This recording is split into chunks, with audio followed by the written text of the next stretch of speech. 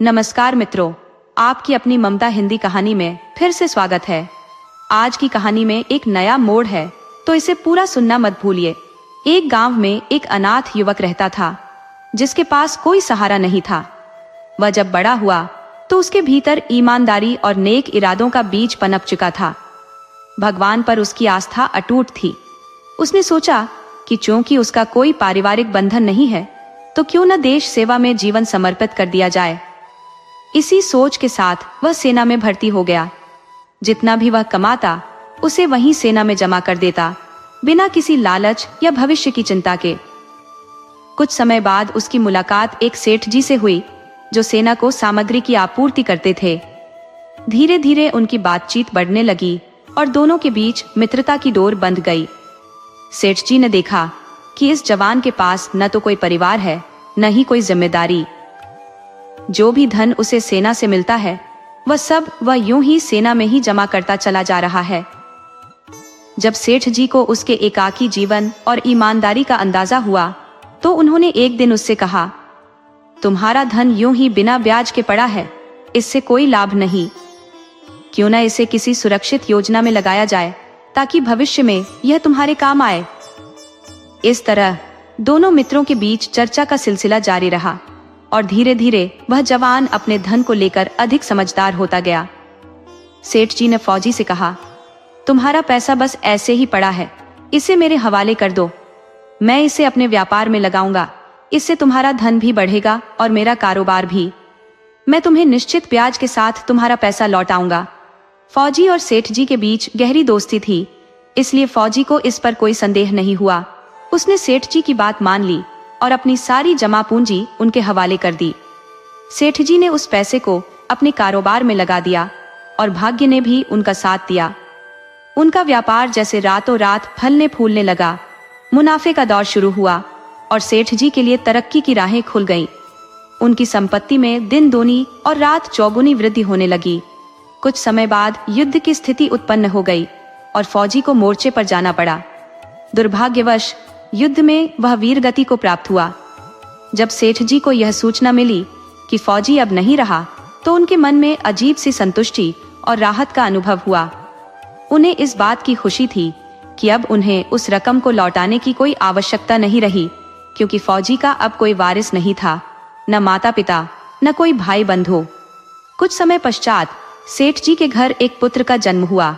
सेठ जी की खुशी का ठिकाना नहीं रहा। उन्हें ऐसा लगा मानो लक्ष्मी माता उन पर प्रसन्न हो गई हो।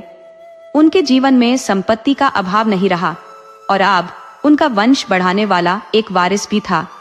अपने इस भाग्यशाली स्थिति पर सेठ जी फूले नहीं समा रहे थे। उन्होंने पुत्र जन्म का जश्न धूमधाम से मनाया, मित्रों और रिश्तेदारों को आमंत्रित किया और नामकरण संस्कार भी पूरी श्रद्धा के साथ संपन्न किया। समृद्धि और संतति से संपन्न सेठ जी अपने पुत्र को भविष्य के वारिस के रूप में देख गर्व का अनुभव करने लगे। उन्होंने उसे अच्छी शिक्षा देने का संकल्प लिया और एक अच्छे विद्यालय में दाखिला दिलवाया। सेठ जी का बेटा अत्यंत बुद्धिमान और तेजस्वी था। उन्होंने उसे सर्वोत्तम शिक्षा दी और जैसे जैसे वह बड़ा हुआ, सेठ जी ने सोचा कि अब वक्त आ गया है कि वह अपना व्यापार उसे सौंप दे। इसी विचार से प्रेरित होकर उन्होंने अपने पुत्र के विवाह का निर्णय लिया और एक सुसंस्कारी कन्या से उसका रिश्ता तय कर दिया। समय आने पर विवाह संपन्न हुआ और बहू ने घर में प्रवेश किया। अब सेठ जी का मन संतुष्ट था कि पुत्र न केवल गृहस्थी का भार संभाल लेगा, बल्कि व्यापार की बागडोर भी अपने हाथों में ले लेगा। धीरे धीरे सेठ जी ने उसे व्यापार के हर छोटे बड़े पहलू सिखाने आरंभ किए। परंतु कुछ ही समय में दुर्भाग्य ने दस्तक दी और उनके पुत्र की तबीयत बिगड़ने लगी। उसे कई डॉक्टरों के पास ले जाया गया, लेकिन औषधियों का उस पर कोई प्रभाव नहीं हो रहा था। जैसे जैसे बीमारी बढ़ी, घर की संपत्ति उपचार में धीरे धीरे नष्ट होती गई। एक के बाद एक सभी विशेषज्ञों को दिखाया, पर सब असफल रहे। आखिरकार डॉक्टरों ने हार मानकर कह दिया, अब इसका रोग लाइलाज है, इसे घर ले जाइए और जितनी सेवा कर सकते हैं करिए, क्योंकि इसके पास केवल 2 दिन ही बचे हैं। ये सुनकर सेठ जी का हृदय टूट गया। वे अपने बेटे को लेकर दुखी मन से घर की ओर चल दिए। रास्ते में एक व्यक्ति ने उन्हें रोते हुए देखा और कारण पूछा। सेठ जी ने अपनी पीड़ा व्यक्त करते हुए कहा, यह मेरा इकलौता बेटा है। इसे हर बड़े से बड़े वैद्य के पास ले गया, किसी ने भी इसे ठीक नहीं कर पाया। ये हमारे बुढ़ापे का सहारा था, पर अब डॉक्टरों ने कह दिया कि यह 2 दिन का मेहमान है। वह व्यक्ति कुछ देर सोचने के बाद बोला, सेठ जी, निराश मत होइए। हमारे गांव में एक अनुभवी वैद्य है जिसकी दवाई तो मृत को भी जीवन दे दे। आप उसे जरूर दिखाएं। सेठ जी की आशा पुनः जाग उठी। बिना देर किए वे तुरंत उस वैद्य के पास पहुंचे और अपने पुत्र की बीमारी का पूरा विवरण सुनाया। उस वैद्य ने सेठ जी को एक औषधि की पुड़िया थमाते हुए पर्ची पर उपाय लिखकर दिया और अपने शुल्क के तौर पर निर्धारित रकम, जो कुछ रुपए और आने में थी, वसूल कर ली। सेठ जी अपने पुत्र को बचाने की आस लिए दौड़ते भागते घर लौटे और जल्दी से बेटे को औषधि खिलाई, किंतु औषधि का असर उल्टा निकला। दवाई खाते ही पुत्र का प्राणांत हो गया। अब सेठ जी, उनकी पत्नी और बहू गहरे शोक में डूब गए। पुत्र का अंतिम संस्कार कर दिया गया और पूरे गांव में यह खबर फैल गई कि सेठ जी का इकलौता प्यारा पुत्र चल बसा। गांव के लोग भी यह कहकर दुखी हुए कि सेठ जी की दुनिया उजड़ गई और बहू के सिर पर जवानी में ही विधवा का दुखमय आंचल ओढ़ा गया। सेठ जी पर मानो दुखों का पहाड़ टूट पड़ा। लोग सेठ जी के पास आकर सांत्वना देते, यह कहते कि पुत्र का साथ बस इतना ही था, पर सेठ जी का शोक थमने का नाम ही नहीं ले रहा था। वह बार बार कहते कि जवान बेटे को खोकर मैं कैसे संतोष करूं, अब जीवन में कुछ भी शेष नहीं रहा। तभी गांव में एक महात्मा जी का आगमन हुआ। उन्होंने वहां के एक व्यक्ति से यह पूछते हुए कहा, यहाँ यह शोक क्यों छाया है? उस व्यक्ति ने उत्तर दिया, गांव के सबसे बड़े सेठ का जवान बेटा गुजर गया है, इसीलिए सभी लोग दुखी हैं। महात्मा जी ने कहा, मुझे सेठ जी से मिलवाओ। जब सेठ जी के पास उन्हें ले जाया गया तो महात्मा जी बोले, सेठ जी, आप इस प्रकार दुखी क्यों हैं? इसमें रुदन का क्या कारण है? सेठ जी ने दुख से कहा, महाराज, जवान बेटा मर गया है, क्या कोई पिता इस पर न रोए? महात्मा जी ने उत्तर दिया, परंतु उस दिन तो आप अत्यंत प्रसन्न थे। सेठ जी ने विस्मय से पूछा, कौन सा दिन महाराज? महात्मा जी ने कहा, वह दिन जब उस फौजी ने आपको धन सौंपा था। सेठ जी ने सिर हिलाते हुए कहा, हाँ महाराज, मैंने फौजी से व्यापार के लिए पूंजी ली थी। व्यापार बढ़ा और मैं बहुत खुश था। महात्मा जी ने पुनः कहा, और फिर वह दिन भी था जब फौजी की मृत्यु की खबर आई। आपके चेहरे पर उस दिन की प्रसन्नता का ठिकाना नहीं था कि अब कर्ज लौटाने का कोई बंधन नहीं रहा। सेठ जी कुछ निरुत्तर से बोले, हाँ महाराज, उस दिन मैं निश्चिंत हो गया था। महात्मा जी ने फिर याद दिलाया, और उस दिन का क्या, जब आपके घर पुत्र ने जन्म लिया था, आपके आनंद में मिठाइयां बंटी थी और आप तो फूले नहीं समा रहे थे। सेठ जी ने स्वीकार करते हुए कहा, हाँ महाराज, वह दिन भी खुशी का था। पुत्र का जन्म तो सभी के लिए खुशी लाता है। महात्मा जी बोले, सच में उस दिन आपके हर्ष से धरती तक स्पर्श नहीं हो रहा था, और आज जब संसार की अनिश्चितता ने आपके साथ का अंत किया तो समझे कि यही जीवन का नियम है। जिस दिन आपके बेटे का विवाह हुआ था सेठ जी, आपने कहा था कि उस दिन आपकी खुशी का ठिकाना नहीं था। महात्मा जी ने सेठ जी से कहा, शादी के अवसर पर हर पिता प्रसन्न होता है, आप भी हुए, ये स्वाभाविक था, लेकिन अब इस दुख पर इतना क्यों रो रहे हैं? इस पर सेठ जी ताव में आकर बोले, महाराज, मेरा जवान बेटा चल बसा है, क्या यह मामूली बात है? महात्मा जी शांत स्वर में बोले, सेठ जी, यह वही फौजी है जिसका पैसा आपने अपने कारोबार में लगाया था। उसने आपके घर में पुत्र के रूप में जन्म लेकर अपने धन का पूरा हिसाब किया। आपने उसकी शिक्षा, पहनावे और विवाह पर जो भी धन खर्च किया, वह सब उसने ब्याज सहित ले लिया। डॉक्टरों को जो भारी रकम दी, वह भी उसी के हिस्से की वापसी थी। अंततः जो कुछ पैसे बचे, वे उसने वैद्य को देकर अपने प्राण त्याग दिए। यह कर्मों का हिसाब किताब है सेठ जी, इसमें रोने का कोई कारण नहीं। जैसा बोया था वैसा ही काटा। सेठ जी ने एक गहरी सांस लेते हुए कहा, ठीक है महाराज, मेरे कर्मों का हिसाब मुझसे लिया गया, लेकिन वह जो मेरी जवान बहू घर में विलाप कर रही है, उसे यह पीड़ा क्यों सहनी पड़ी? उसका क्या दोष था? महात्मा जी ने समझाते हुए कहा, उसका यह कष्ट भी कर्मों का फल है। पिछले जन्म में उसने अपने पति को इसी तरह छोड़ दिया था। तब वह एक सम्मानित घर की बहू थी और अपने पति को अपमान में छोड़कर किसी और के साथ भाग गई थी। उस अपमान के बोझ से विवश होकर उसके पति ने आत्महत्या कर ली थी। आज वही कर्म उसे विधवा बनाकर यहाँ लौटे हैं। महात्मा जी ने अंत में कहा, जिस प्रकार एक फौजी अपनी मातृभूमि के लिए बलिदान दे सकता है, आपके पुत्र ने केवल आपके परिवार को छोड़ा है। वह फौजी अनाथ होकर देश की सेवा में जुटा था। उसका कोई नहीं था, न परिवार न संतान, पर उसने अपने कर्तव्यों से कभी मुंह नहीं मोड़ा। फिर भी वह फौजी समूचे राष्ट्र को अपने परिवार की तरह मानता था। सेठ जी, तुमने उसका धन तो लिया, पर उसे लौटाने का विचार भी नहीं किया। जब उसका निधन हुआ तो तुमने भीतर ही भीतर खूब प्रसन्नता मनाई थी। तब भी तुम्हें यह नहीं सूझा कि तुम्हारे बेटे के साथ ऐसा घटित क्यों हुआ। सेठ जी ने आक्रोश से कहा, मेरा बेटा तो मेरा इकलौता सहारा था। एक फौजी तो देश की सेवा में जुटा रहता है, ये उसका धर्म है, पर मेरे बेटे का तो मात्र मैं ही परिवार था। महात्मा जी ने उत्तर दिया, यह फौजी अपने कर्म धर्म के कारण देश की सेवा में जुटा था, परंतु यह तुम्हारा कर्तव्य नहीं बनता कि तुम दूसरों का पैसा हड़प लो और फिर उसे वापस न करने की मंशा रखो। किसी के भरोसे को छलना, उसे झूठ बोलकर उधार लेना और उसे न चुकाना, ये सब तुम्हारे ही कर्मों के परिणाम है, जिनका तुम्हें सामना करना ही पड़ेगा। महात्मा जी ने आगे कहा, ये संसार कर्मों के लेन देन का ही एक चक्र है। जो इस जगत में आया है वह अपने कर्मों के अनुसार ही सुख दुख भोगता है। जो समझ लेता है कि आत्मज्ञान में ही सच्ची मुक्ति है और जो प्रभु के गुणगान में रमता है, छल कपट से दूर रहता है, वही इस भवसागर से पार हो सकता है। नहीं तो इस जन्म मृत्यु के चक्र में वह फंसा रहेगा।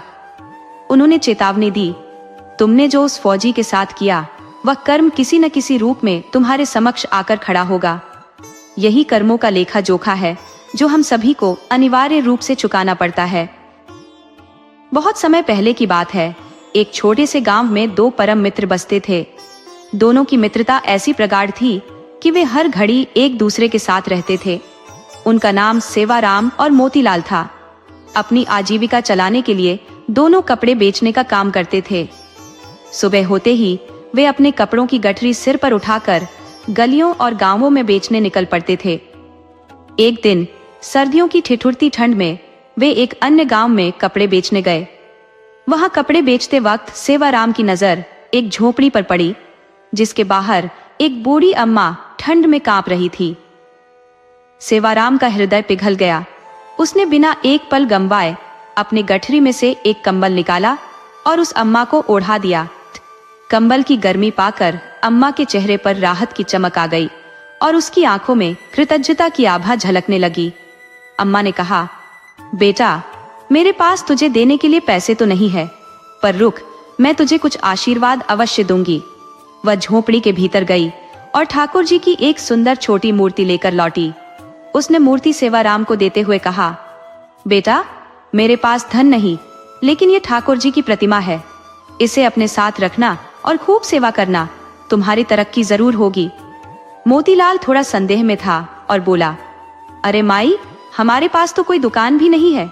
हम ठाकुर जी को कहाँ और कैसे स्थापित करेंगे? इस पर अम्मा मुस्कुराते हुए बोली, बेटा, ठाकुर जी की महिमा अपरंपार है। वे किसी भी स्थान पर अपने भक्त की रक्षा करेंगे। सेवाराम ने माई के प्रेम को देखकर मूर्ति को अपने सिर पर बांधे गमछे में समेट लिया और बोला, माई, तुमने जो यह प्रेम से दिया है, मैं इसे अवश्य अपने पास रखूंगा। मोतीलाल ने फिर भी संदेह प्रकट किया और कहा, ये माई हमें बस यूं ही झूठी तसल्ली दे रही है। पर सेवाराम का हृदय निश्चल था। वह ठाकुर जी को अपने हृदय में स्थान देने को तत्पर था। सेवाराम, जो ठाकुर जी के प्रति गहरा सम्मान रखता था, ने बुढ़िया माई से आदरपूर्वक कहा, माई, आपने यह ठाकुर जी मुझे इतने प्रेम से दिया है, तो अवश्य यह मेरे जीवन में कुछ अद्भुत करेगा। उनकी महिमा तो अनंत है, वो पल भर में किसी का भी भाग्य बदल सकते हैं। सेवाराम ने ठाकुर जी की मूर्ति को अपने गमछे में समेट लिया और हृदय से लगाकर रख लिया। बुढ़िया माई ने उन्हें ढेरों आशीर्वाद देना शुरू कर दिया। उसकी आवाज में वात्सल्य और अपार स्नेह छलक रहा था। जब तक दोनों दोस्त उसकी दृष्टि से ओझल नहीं हुए, वह निरंतर आशीर्वाद देती रही। माई के आशीर्वाद से अभिभूत दोनों मित्र अपने काम में लग गए। उसी दिन जैसे चमत्कार ही हो गया। उनकी कपड़ों की गठरी पूरी तरह बिक गई और उन्होंने खूब मुनाफा कमाया। इस सफलता से प्रेरित होकर उन्होंने सोचा, हर दिन पैदल चलने से हम थक जाते हैं और सीमित गांवों तक ही पहुंच पाते हैं। इसी सोच से दोनों ने उस दिन के मुनाफे से साइकिल खरीद ली। सेवाराम ने साइकिल की टोकरी में ठाकुर जी की प्रतिमा को सम्मान पूर्वक रख दिया और जहां भी वे जाते ठाकुर जी उनके साथ होते। धीरे धीरे उनके व्यवसाय में इतना प्रगति हुई कि उनकी बिक्री में भी वृद्धि हो गई। अब उनकी मेहनत और ठाकुर जी की कृपा से दोनों ने मिलकर एक दुकान किराए पर ले ली। दुकान के कोने में ठाकुर जी के लिए एक छोटा सा मंदिर स्थापित किया गया। सेवाराम ठाकुर जी की नियमित पूजा करता और अपनी हर चिंता उनसे बांटता। समय के साथ उनका व्यवसाय तेजी से बढ़ने लगा और उन्होंने अपनी खुद की दुकान खरीद ली। उनके पास कपड़ों की बड़ी बड़ी कंपनियों के ऑर्डर आने लगे और उन्होंने बड़े बड़े शोरूम्स खोल लिए। अब दोनों दोस्तों का नाम क्षेत्र के बड़े उद्योगपतियों में गिना जाने लगा। वे एक दूसरे से कहते, जब हमारे पास कुछ भी नहीं था तब ठाकुर जी के आशीर्वाद ने हमें समृद्ध बना दिया है। सेवाराम और मोतीलाल अपनी इस सफलता का श्रेय ठाकुर जी को ही देते थे और अपनी मेहनत को कभी नहीं भूलते थे। एक दिन सेवाराम की तबीयत थोड़ी नासाज थी तो वह देर से दुकान पहुंचा। मोतीलाल ने उसे देखकर कहा, दोस्त, आज तुम इतनी देर से क्यों आए? तुम्हारे बिना दुकान का एक एक पल काटना मुश्किल हो जाता है। तुम्हारे बिना दुकान पर दिल लगता ही नहीं, मोतीलाल ने कुछ मायूस होकर कहा। सेवाराम मुस्कुराते हुए बोला, अरे मोतीलाल, इतनी चिंता क्यों करते हो? मैं कहीं जा नहीं रहा हूँ। अगर कभी चला भी जाऊं तो ठाकुर जी है ना यहाँ। ये कहकर सेवाराम फिर अपने काम में व्यस्त हो गया। पहले दोनों के घर दुकान के नजदीक ही थे, लेकिन अब दोनों ने दुकान से काफी दूर आलीशान महल नुमा घर बना लिए थे, क्योंकि अब वे बड़े व्यापारियों में गिने जाते थे। सेवाराम के 2 पुत्र थे जिनकी शादियां हो चुकी थी। दूसरी ओर मोतीलाल का एक बेटा और एक बेटी थी। बेटे की शादी हाल ही में संपन्न हुई थी और अब उसकी बेटी की शादी की तैयारी शेष थी। धीरे धीरे उम्र के साथ सेवाराम की सेहत में गिरावट आने लगी, जिससे अब वह दुकान पर देर से आने लगा। एक दिन सेवाराम को देखकर मोतीलाल बोला, भैया, अगर तबीयत सही नहीं है तो थोड़ा आराम कर लिया करो। देर से आओ पर आना जरूर, तुम्हारे बिना मन नहीं लगता। ये सुनकर सेवाराम ने सहमति में सिर हिलाया। फिर एक दिन दोपहर करीब 12 बजे सेवाराम दुकान पर आया। उस दिन उसके चेहरे पर एक अनोखी चमक थी। चाल में एक खास मस्ती और होंठों पर हल्की सी मुस्कान आकर वह गद्दी पर बैठ गया। मोतीलाल ने मुस्कुराते हुए कहा, भैया, आज तो तुम्हारी सेहत काफी अच्छी लग रही है। हाँ भैया, सेहत अब साथ नहीं देती, इसीलिए मैंने निर्णय लिया है कि आज से मैं केवल दोपहर 12 बजे आऊंगा और शाम 5 बजे तक ही दुकान पर बैठूंगा, सेवाराम ने गंभीरता से कहा। मोतीलाल ने गहरी सांस लेते हुए कहा, कोई बात नहीं, जैसे तुम्हारी मर्जी, लेकिन रोज आना जरूर, तुम्हारे बिना दुकान सूनी लगती है। अब सेवाराम रोजाना ठीक 12 बजे आता और 5 बजे तक दुकान में अपनी उपस्थिति दर्ज करवाकर चला जाता। उसके चेहरे पर बीमारी का कोई लक्षण नहीं दिखता था, परंतु मोतीलाल को उस पर पूरा विश्वास था। उसे लगता था कि उसका सच्चा मित्र कभी छल नहीं कर सकता, इसलिए उसने उससे कोई सवाल नहीं किया।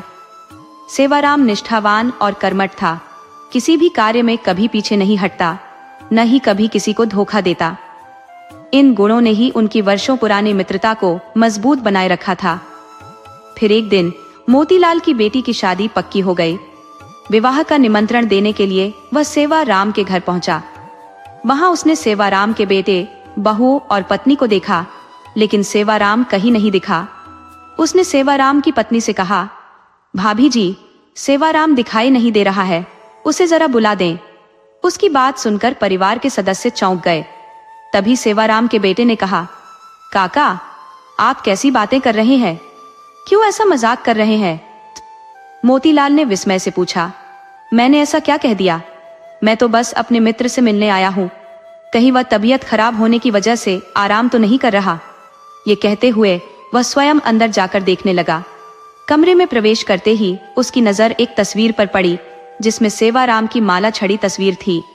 उसे देखकर वह स्तब्ध रह गया। उसने कांपते हुए स्वर में सेवाराम की पत्नी से पूछा, भाभी जी, ये सब क्या है? तस्वीर पर माला क्यों है? सेवाराम की पत्नी की आंखें भर आईं। उसने रूंधे गले से कहा, भैया, आप हमारे जख्मों को क्यों कुरेद रहे हैं? मोतीलाल कुछ समझ ही नहीं पाया। तभी सेवाराम का बेटा आगे बढ़ा और बोला, काका, आपको नहीं पता, पिताजी को गुजरे हुए 6 महीने हो चुके हैं। ये सुनते ही मोतीलाल के पैरों तले जमीन खिसक गई। उसे लगा जैसे उसके ऊपर आकाश टूट पड़ा हो। वह एक तक खड़ा रह गया, मानो उसकी दुनिया ही बिखर गई हो। उसके लिए यह समझ पाना असंभव सा हो गया था कि ऐसा कैसे संभव है। रोज ही तो सेवाराम दुकान पर आता था, हालांकि अब उसकी तबीयत ठीक नहीं रहती थी, इसलिए वह थोड़ी देर से दोपहर 12 बजे आता और 5 बजे तक रुकता था। तभी सेवाराम की पत्नी बोली, आपको सच में नहीं मालूम, हर महीने आप हमारे हिस्से का मुनाफा देने हमारे घर तो आते ही हो। मोतीलाल ने आश्चर्यचकित होते हुए कहा, भाभी जी, आप ये क्या कह रही हैं? पिछले 6 महीनों से तो मैं आपकी 2 गुनी राशि देकर जा रहा हूँ। सेवाराम की पत्नी ने दोबारा वही बात कही, लेकिन मोतीलाल का सर घूमने लगा। उसे समझ नहीं आया कि यह सब कैसे हो सकता है। उसने सोचा, 6 महीने से तो मैं खुद उनके घर जा रहा हूँ मुनाफा देने। अचानक मोतीलाल को वह बात याद आई जो सेवाराम ने कहा था, यदि मैं न रहूं तो ठाकुर जी हैं। यह सुनते ही मोतीलाल को सत्य का भान हुआ। उसने धीरे से कहा, भाभी जी, मुझे तो आपके घर आए हुए 6 महीने से अधिक हो गए हैं। मैं कैसे आपके घर मुनाफा देने आ सकता हूँ? ये सोचते ही उसके दिल में ठाकुर जी की महिमा का आभास हुआ। उसकी आंखों से आंसू बहने लगे।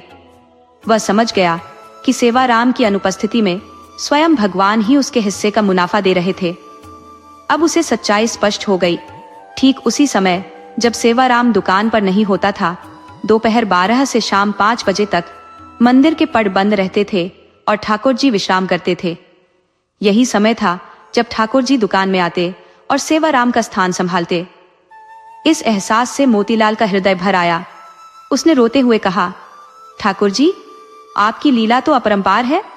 मैं सारा जीवन बस पैसे कमाने में लगा रहा और असली भक्त तो सेवाराम था, जो आपको इतना प्रिय था कि आपने उसे अपने पास बुला लिया। लेकिन उसका वादा निभाने के लिए आप स्वयं दुकान पर आते रहे। फिर वह तेजी से दुकान की ओर दौड़ा और वहां पहुंचकर उस स्थान पर सिर झुकाया जहां ठाकुर जी का आसन होता था। उसने उस गद्दी को अपने आंसुओं से भिगो दिया। बार बार ठाकुर जी की जय जयकार करने लगा। वह अब समझ गया था कि सच्चा विश्वास और श्रद्धा ही जीवन की सबसे बड़ी दौलत है। सेवाराम का ठाकुर जी पर अडिग विश्वास था कि उसके बाद भी भगवान उसका काम संभाल लेंगे। इसीलिए हमें भी अपने जीवन के हर कार्य में यही आस्था रखनी चाहिए कि उसकी डोरी जब ठाकुर जी के हाथ में होती है तो वह हमें कभी निराश नहीं करेंगे।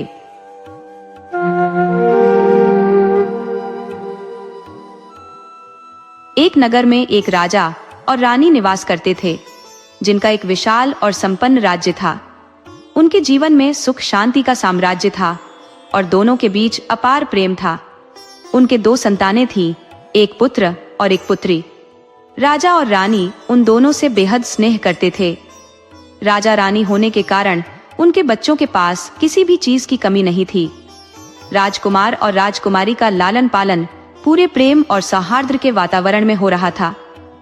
एक दिन अचानक रानी की तबीयत बिगड़ गई। राजा ने तुरंत अपने राजवैद्य को बुलाया और उसे श्रेष्ठ उपचार करने का निर्देश दिया, परंतु रानी को कोई राहत नहीं मिली। तब राजा ने दूर दूर से प्रसिद्ध वैद्यों और चिकित्सकों को बुलवाया, लेकिन फिर भी स्थिति में कोई सुधार नहीं आया। दिनों दिन रानी की हालत बिगड़ती गई और एक दिन बीमारी के कारण रानी का देहांत हो गया। रानी के इस आकस्मिक विदा से राजा बहुत दुखी हो गया।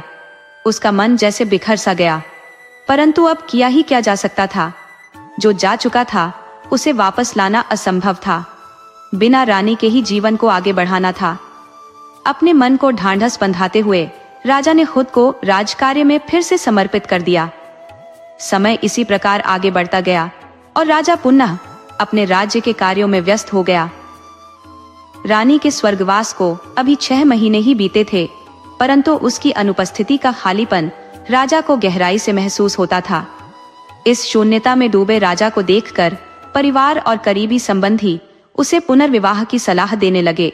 वे कहते, आप तो अपने राजकाज में व्यस्त रहते हैं, लेकिन बच्चों के लिए एक माँ का होना अत्यंत आवश्यक है। राजा अक्सर सोचता कि दूसरी माँ बच्चों के साथ कैसा व्यवहार करेगी, और इस विचार में उलझकर वह इस प्रस्ताव को अनदेखा कर देता। घर वालों ने उसे समझाया कि बच्चों की देखभाल के लिए माँ का साया होना अनिवार्य है, क्योंकि राजा तो राज्य के कार्यों में व्यस्त रहता है। अंततः बच्चों के भविष्य की चिंता में राजा ने पुनर्विवाह के लिए सहमति दे दी। शीघ्र ही नई रानी महल में आ गई। प्रारंभ में रानी ने राजा के बच्चों का भरपूर ध्यान रखा। वह उन्हें अपनी संतान जैसा प्रेम और देखभाल देती, उनकी हर छोटी बड़ी जरूरत का ध्यान रखती। उसकी इस ममता से सभी प्रभावित थे और लोग कहते कि वो बच्चों का ख्याल बिल्कुल सगी माँ की भांति रखती है। राजा का भी रानी पर विश्वास बढ़ गया और इसी तरह समय गुजरता रहा। रानी के आने से राजा और उसके बच्चे दोनों प्रसन्न रहने लगे। कुछ समय बाद रानी को स्वयं एक पुत्री का वरदान मिला, किंतु अपनी संतान के जन्म के साथ ही रानी के स्वभाव में परिवर्तन आ गया। अब वह अपनी बेटी पर अधिक स्नेह लुटाती और राजा के बच्चों के प्रति उसका रवैया कठोर होने लगा। यह बदलाव बच्चों के लिए समझ से परे था, क्योंकि वे रानी को अपनी माँ ही समझते थे, परंतु रानी की आंखों में अब उनके लिए अप्रीति की झलक थी। वह उन दोनों को देखना भी सहन नहीं कर पाती। रानी अब बच्चों की प्रतिदिन झूठी शिकायतें राजा से करने लगी और हर बात को बढ़ा चढ़ाकर पेश करती। आज बच्चों ने यह किया या आज उन्होंने वह किया। ऐसी शिकायतें सुनकर राजा बच्चों को डांटने लगा। कभी कभी क्रोध में आकर हाथ भी उठा देता। बच्चों की व्यथा किसी को समझ नहीं आती थी, क्योंकि महल में रानी की छवि अब भी एक दयालु माँ की थी, जिसने वर्षों तक बच्चों को प्रेम पूर्वक पाला था। एक दिन रानी ने सिर दर्द का बहाना बनाकर पलंग पर लेटने का नाटक किया। जब राजा शिकार से लौटकर महल में आया तो उसने रानी से उसकी स्थिति के बारे में पूछा। रानी बोली, राजा साहब, मेरी तबीयत बहुत खराब है, सिर में अत्यधिक पीड़ा है। राजा, जो पहले ही एक रानी को खो चुका था, यह सुनकर भीतर से विचलित हो गया, मानो किसी अनहोनी की आशंका उसे घेर रही हो। राजा ने रानी से आग्रह किया, रानी जी, इस सिर दर्द का इलाज चाहे जो भी हो मुझे बताइए, मैं हर संभव प्रयास करूंगा। रानी ने गंभीरता से कहा, राजा साहब, अगर मैं कुछ कहूंगी तो क्या आप उसे मानेंगे? राजा ने तुरंत सहमति जताई।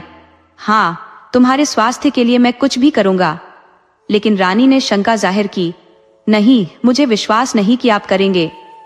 राजा ने फिर दोहराया, रानी, तुम्हारे लिए कुछ भी करूंगा। तब रानी ने कहा, वचन दो कि जो मैं कहूंगी तुम उसे पूरा करोगे। राजा ने वचन दे दिया कि वह हर बात मानेगा। इसके बाद रानी ने अपनी मांग प्रकट की, तो सुनिए, अगर मेरा सिर दर्द मिटाना है तो अपने पुत्र को मारकर उसका रक्त लाकर मेरे माथे पर लगाइए, बस तभी मेरी पीड़ा दूर होगी। ये मांग सुनते ही राजा स्तब्ध रह गया। उसने वचन तो दे दिया था, पर उसने कभी यह कल्पना भी नहीं की थी कि रानी इस प्रकार की मांग करेगी। अंततः उसने मन में विचार किया कि एक पुत्र तो और भी हो सकता है, लेकिन रानी को खो देने से वह पुनः अकेला हो जाएगा। अपने मंत्रियों को आदेश देकर उसने अपने पुत्र की हत्या करवाई और उसका रक्त रानी के माथे पर लगाया। रानी की चाल कामयाब रही और वह पूर्णतः स्वस्थ हो गई। कुछ दिन बाद लोग राजा से उसके पुत्र के बारे में पूछते तो वो कोई न कोई बहाना बना देता, और चूंकि वह राजा था, कोई साहस नहीं करता था कि अधिक सवाल पूछे। लेकिन राजकुमारी अपने भाई को याद करके निरंतर विलाप करती थी। वह जहां उसके भाई को दफनाया गया था, वहां जाकर अपने भाई को पुकार कर रोती, क्योंकि सौतेली माँ ने उसे भी दुखों से घेर रखा था। वह रो रो कर कहती, भैया, अब मैं कैसे जीवित रहूंगी? माँ तो मुझे भोजन भी नहीं देती। तभी वहां से एक हल्की आवाज आती, जहां उसके भाई को दफन किया गया था। बहन, चिंता मत करो, मैं अब तालाब के बगुले का रूप लेकर जन्म लूंगा। मैं मछलियां तुम्हारे लिए मारकर रख दूंगा और तुम बगीचे से सूखी लकड़ियां और पत्ते इकट्ठा कर उन्हें पकाकर खा लेना। राजकुमारी रोज तालाब के पास जाती, जहां वह बगुला रहता था। बगुला उसके लिए मछलियां इकट्ठा करके रख देता और वह उन्हें पकाकर खा लेती। इस तरह समय बीतता गया और राजकुमारी फिर से स्वस्थ और हृष्ट पुष्ट हो गई। एक दिन रानी ने देखा कि उसकी बेटी तो दुबली होती जा रही है, जबकि राजकुमारी दिन ब दिन स्वस्थ और ताकतवर होती जा रही है। तो रानी को शक हुआ। अब रानी ने क्रोधित होकर राजकुमारी से पूछा, सच सच बता, मैं तुम्हें कुछ खाने को नहीं देती, फिर भी तुम कैसे मोटी ताजी होती जा रही हो? यदि तुमने नहीं बताया तो मैं तुम्हें मरवा दूंगी। डर के मारे राजकुमारी ने सारी सच्चाई बता दी। मेरे भाई ने बगुले का रूप धारण किया है, वह मछलियां मेरे लिए इकट्ठा करके रखता है और मैं उन्हें पकाकर खा लेती हूँ। रानी ने कहा, अच्छा तो ये मामला है। फिर उसने सिर दर्द का बहाना करके पलंग पर लेटने का नाटक किया। कुछ समय बाद राजा उसके पास आए और पूछने लगे, क्या हुआ रानी साहिबा? इस पर रानी ने धीरे से कहा, राजा साहब, इस नगर के जितने भी तालाब हैं, उनमें जितने भी बगुले हैं, उन सभी को मरवा दीजिए। उनका रक्त मेरे माथे पर लगाइए, तभी मेरा दर्द दूर होगा। राजा ने यह सुनकर कहा, यह तो बड़ी बात नहीं है, तुम्हें खून चाहिए तो वह मिल जाएगा। राजा ने आदेश दिया और तालाबों के सभी बगुलों को मरवा दिया। रानी ने उनका रक्त अपने माथे पर लगाया, जिससे उसका दर्द जैसे जादू से गायब हो गया। लेकिन राजा की बहन फिर रोने लगी, अपने मृत भाई को याद करके पुकारने लगी, भैया, मैं अब कैसे जीवित रहूंगी? अचानक से जहां उस बगुले की हड्डियां दफनाई गई थी, वहां से आवाज आई, बहन मत रो, मैं अब पेड़ का रूप धारण करूंगा और तुम रोज मेरे फलों को खाकर जीवित रह सकती हो। बहन ने राहत की सांस ली और रोज उस पेड़ के फलों से अपना पेट भरने लगी। धीरे धीरे वह फिर से स्वस्थ और तंदुरुस्त हो गई। रानी ने जब देखा कि लड़की फिर से स्वस्थ हो रही है तो उसे कुछ संदेह हुआ। उसने लड़की को बुरी तरह डांटा और सच उगलवाने के लिए कहा, ये बताओ, तुम बिना भोजन के इतनी तंदुरुस्त कैसे हो रही हो? डर के मारे लड़की ने सच बता दिया, मेरा भाई अब उस पेड़ के रूप में है और उसके फलों को खाकर मैं जीवित रहती हूँ। रानी को क्रोध आ गया। उसने सोचा, ये कैसे हो सकता है कि मृत्यु के बाद भी वह मेरी शांति में विघ्न डाल रहा है? उसने फिर से सिर दर्द का बहाना बनाया और राजा से कहा, यदि आप मेरे इस कष्ट को दूर करना चाहते हैं तो नगर के उस पेड़ को कटवा दीजिए, उसकी छाल मेरे माथे पर लेप की तरह लगवाइए। राजा रानी की हर बात मानने के लिए विवश थे। राजा मन ही मन सोचने लगा, कैसी विचित्र रानी मिली है मुझे, इसकी बीमारी तो जैसे अनोखी पहेली बन गई है।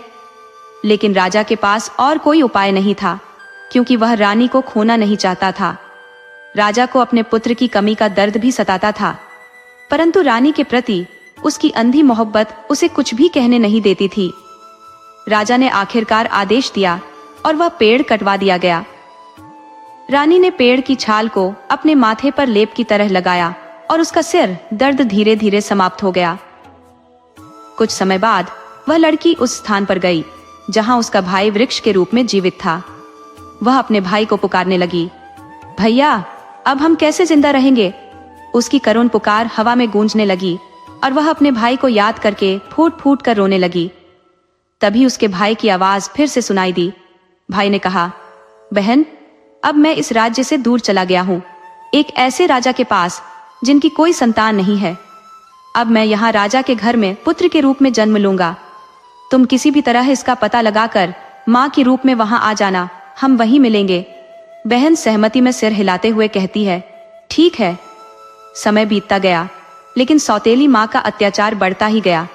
भूख और प्यास के कारण बेटी की हालत और खराब होती गई। एक दिन उसे ध्यान आया कि उसके भाई का जन्म हो चुका होगा।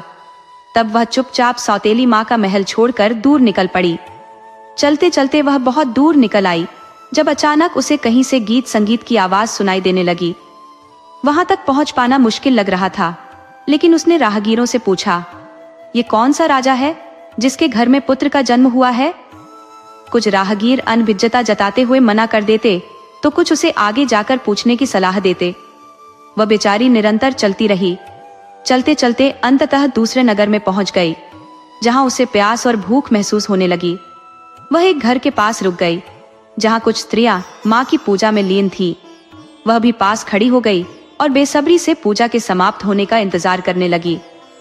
पूजा समाप्त होते ही वह औरतों से पूछती है, आप किसकी पूजा कर रही थी और इसका क्या महत्व है? तब वे उसे बताती है कि ये पूजा छठ माता की होती है, जिसके माध्यम से हर मनोकामना पूरी हो सकती है।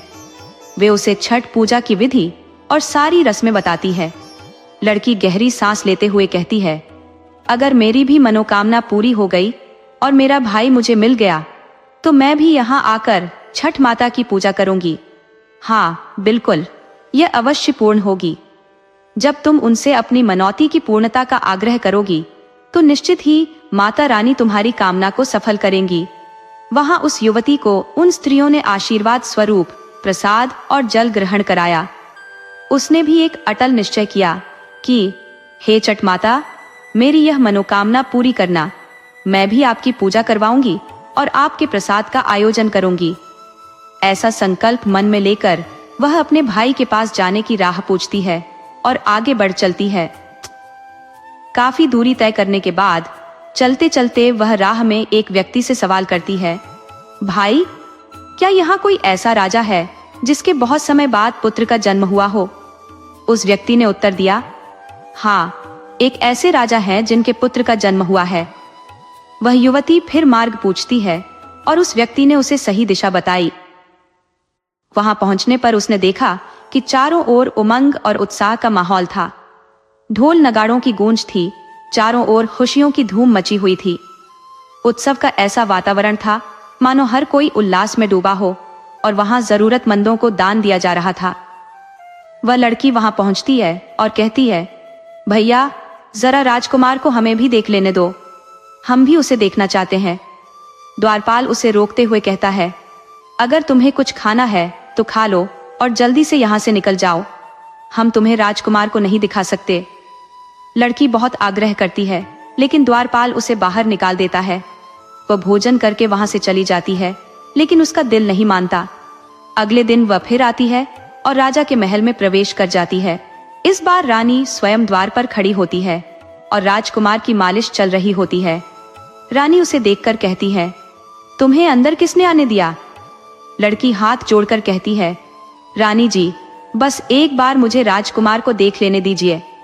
इतने वर्षों के बाद राजकुमार का जन्म हुआ है, यह खुशी मुझे भी महसूस हो रही है। रानी मना करते हुए कहती है, हम किसी को भी राजकुमार को नहीं दिखा रहे, कहीं उस पर नजर न लग जाए। लेकिन क्या करे, वह कल से लगातार रो रहा है। लड़की निवेदन करती है, रानी जी, मुझे दूर से ही देखने दीजिए, शायद राजकुमार शांत हो जाए। रानी सोच में पड़ जाती है, इस लड़की ने मेरे बच्चे के जन्म पर खुशी जताई है और इतनी दूर से उसे देखने आई है। अंततः रानी उसे राजकुमार को दूर से देखने देती है।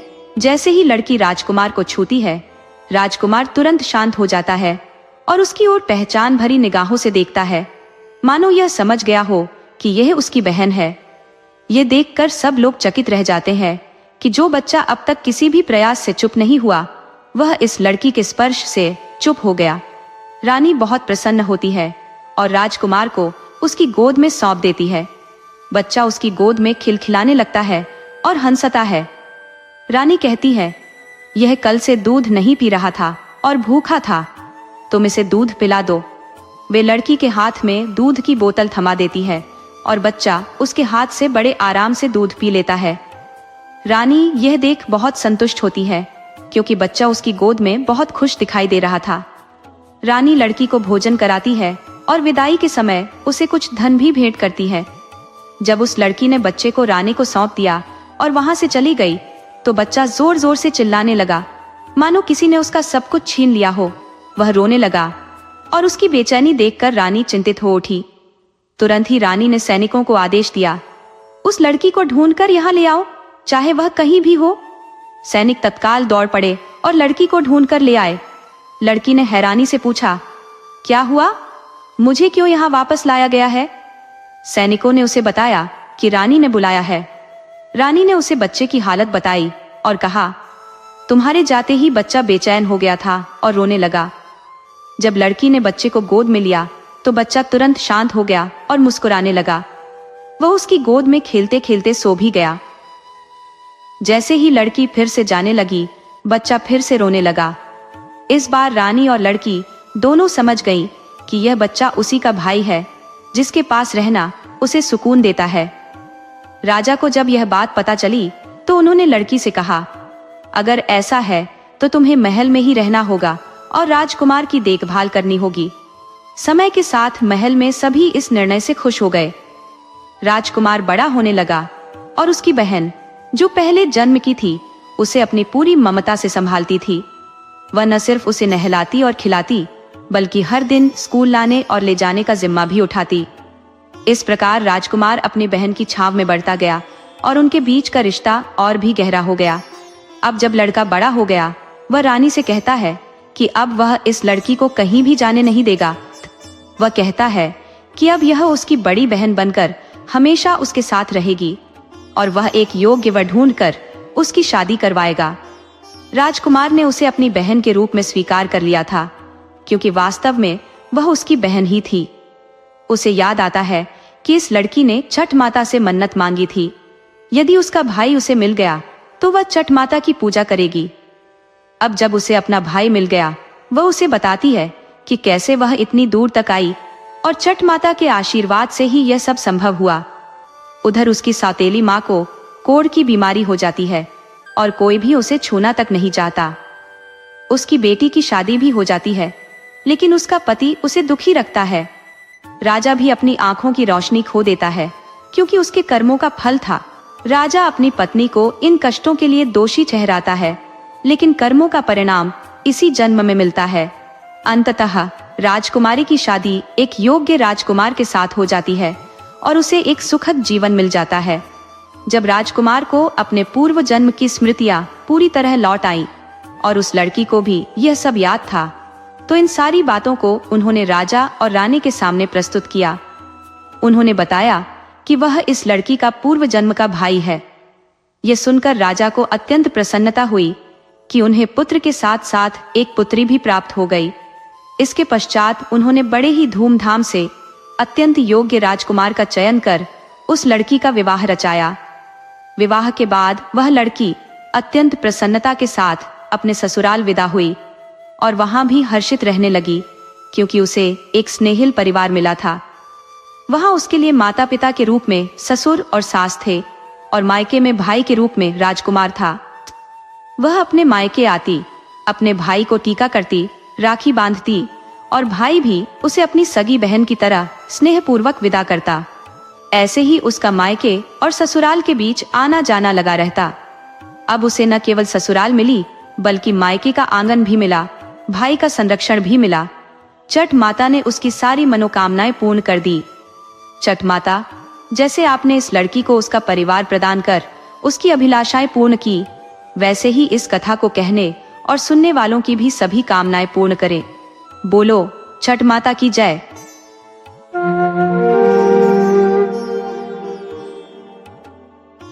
राधे राधे मित्रों, आज हम आपको एक ऐसी कथा सुनाने जा रहे हैं जो एक राजकुमार की अनोखी शादी और एक अंधी विधवा के अद्वितीय प्रसंग से जुड़ी है। यदि आप हमारे चैनल पर नए हैं तो कृपया हमारे चैनल को लाइक करें, सब्सक्राइब करें और इसे शेयर करना न भूलें। बहुत समय पहले की बात है। एक सामर्थ्यशाली राजा था जिसका राज्य चारों दिशाओं में विस्तृत था। उसके राज्य की प्रजा संतुष्ट और सुखी थी। किसी प्रकार का अभाव वहां नहीं था।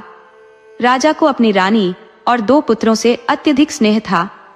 वह उनकी प्रत्येक छोटी बड़ी इच्छाओं को पूरा करता था। हालांकि जैसे कहते हैं कि सुख सदा स्थायी नहीं होता, वही इस राजा के जीवन में घटित हुआ। राजा की रानी अचानक गंभीर रूप से अस्वस्थ हो गई। उसने नामी गिरामी वैद्यों और चिकित्सकों को बुलाया, परंतु किसी के पास उस बीमारी का कोई समाधान नहीं था। अंततः रानी ने अपने दोनों नन्हे पुत्रों को छोड़कर इस संसार से विदा ले ली। रानी के निधन के पश्चात राजा गहरे एकाकीपन में डूब गया। अपने दर्द को भुलाने के लिए वह अपने राज कार्य में व्यस्त रहने लगा। रिश्तेदारों और मंत्रियों ने उसे दूसरी शादी करने का परामर्श दिया, परंतु राजा ने इसे सिरे से अस्वीकार कर दिया। उन्होंने कहा, अगर मैंने दूसरी शादी की तो यह नहीं कहा जा सकता कि नई माँ मेरे बच्चों के साथ कैसा व्यवहार करेगी।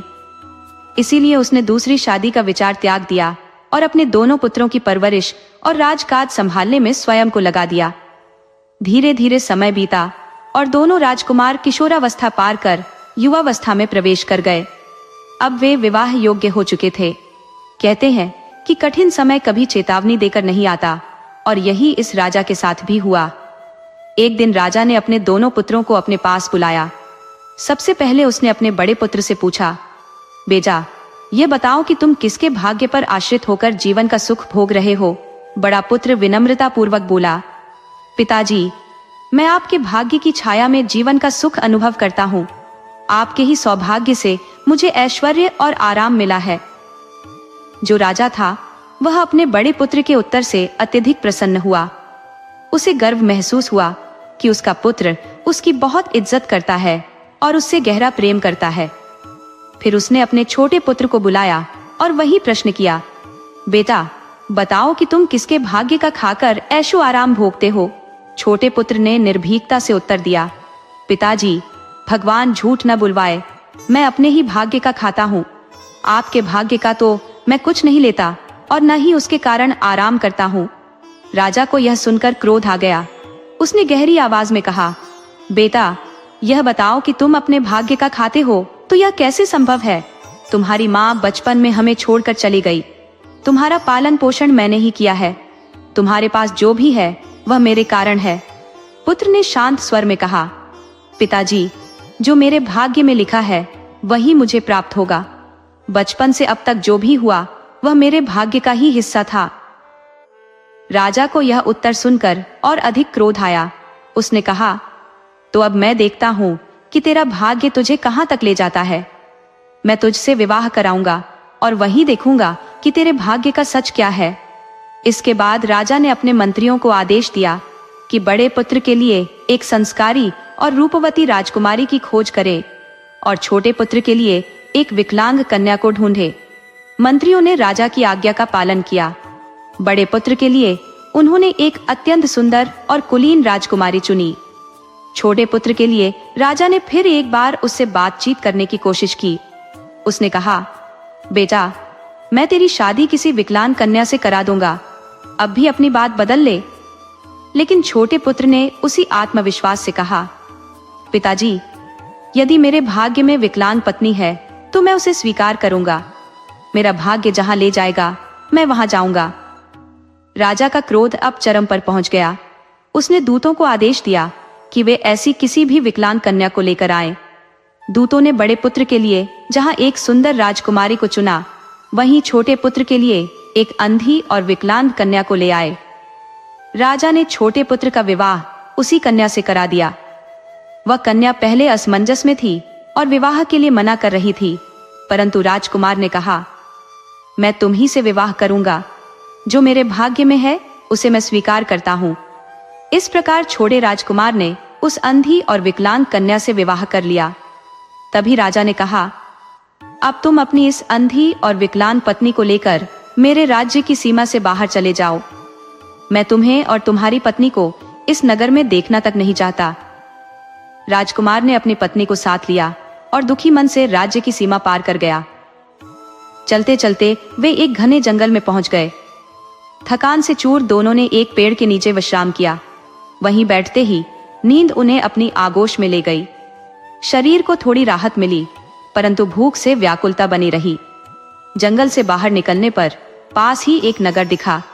राजकुमार अपनी पत्नी को साथ लेकर भीख मांगने के लिए नगर पहुंचा। उसने भीख मांगकर भोजन जुटाया और जहां उसकी पत्नी बैठी थी वहां जाकर भोजन पकाया। पहले उसने अपनी धर्मपत्नी को खिलाया और बाद में स्वयं भोजन ग्रहण किया। उसकी पत्नी, जो खुद को अभिशप्त मानती थी, हाथ जोड़कर बोली, आपने मुझसे विवाह करके अपने जीवन को क्यों बर्बाद कर लिया? मैं तो विकलांग हूँ, आप किसी और से विवाह कर सकते थे। आपने मना क्यों नहीं किया? राजकुमार ने स्नेहपूर्वक कहा, यह कैसी बात करती हो? मेरे भाग्य में तुम लिखी थी, इसलिए हमारी शादी हुई। मैं तुम्हारा साथ कभी नहीं छोड़ सकता। आज से मैं तुम्हारी आंखें हूं। हमारा भाग्य जो भी लिखेगा हम उसे सहर्ष स्वीकार करेंगे। अगले दिन राजकुमार अपनी पत्नी के साथ पुनः भिक्षा मांगने निकला। जब वे एक साहूकार के घर पहुंचे तो साहूकार की पत्नी ने राजकुमार को देखा। उसकी सुंदरता और तेजस्विता ने उसे मोहित कर लिया। साहूकार की पत्नी ने व्यंग्यपूर्ण स्वर में कहा, तुम इतने सुंदर और बलिष्ठ हो, फिर भी इस अंधी और विकलांग स्त्री के साथ अपना जीवन क्यों बर्बाद कर रहे हो? इसे छोड़ दो और मेरे पास आ जाओ। मैं तुम्हारे साथ जीवन बिताने को तैयार हूं। राजकुमार ने विनम्रता से उत्तर दिया, बहन, हमें केवल भिक्षा दे दो, ताकि मैं अपनी पत्नी के लिए भोजन बना सकूं और स्वयं भी खा सकूं। परंतु साहूकार की पत्नी अपने प्रस्ताव पर अड़ी रही। उसने कहा, मैं तुम्हारे लिए अपना सब कुछ छोड़ सकती हूँ, तुम इसे त्याग दो और मेरे साथ रहो। राजकुमार ने क्रोध और दृढ़ता से कहा, यह मेरी पत्नी है, मेरी जीवन संगिनी, चाहे वह कैसी भी हो, मैंने इसे स्वीकार किया है, मैं इसे कभी नहीं छोड़ सकता, मैं अपने वचन पर अडिग रहूंगा।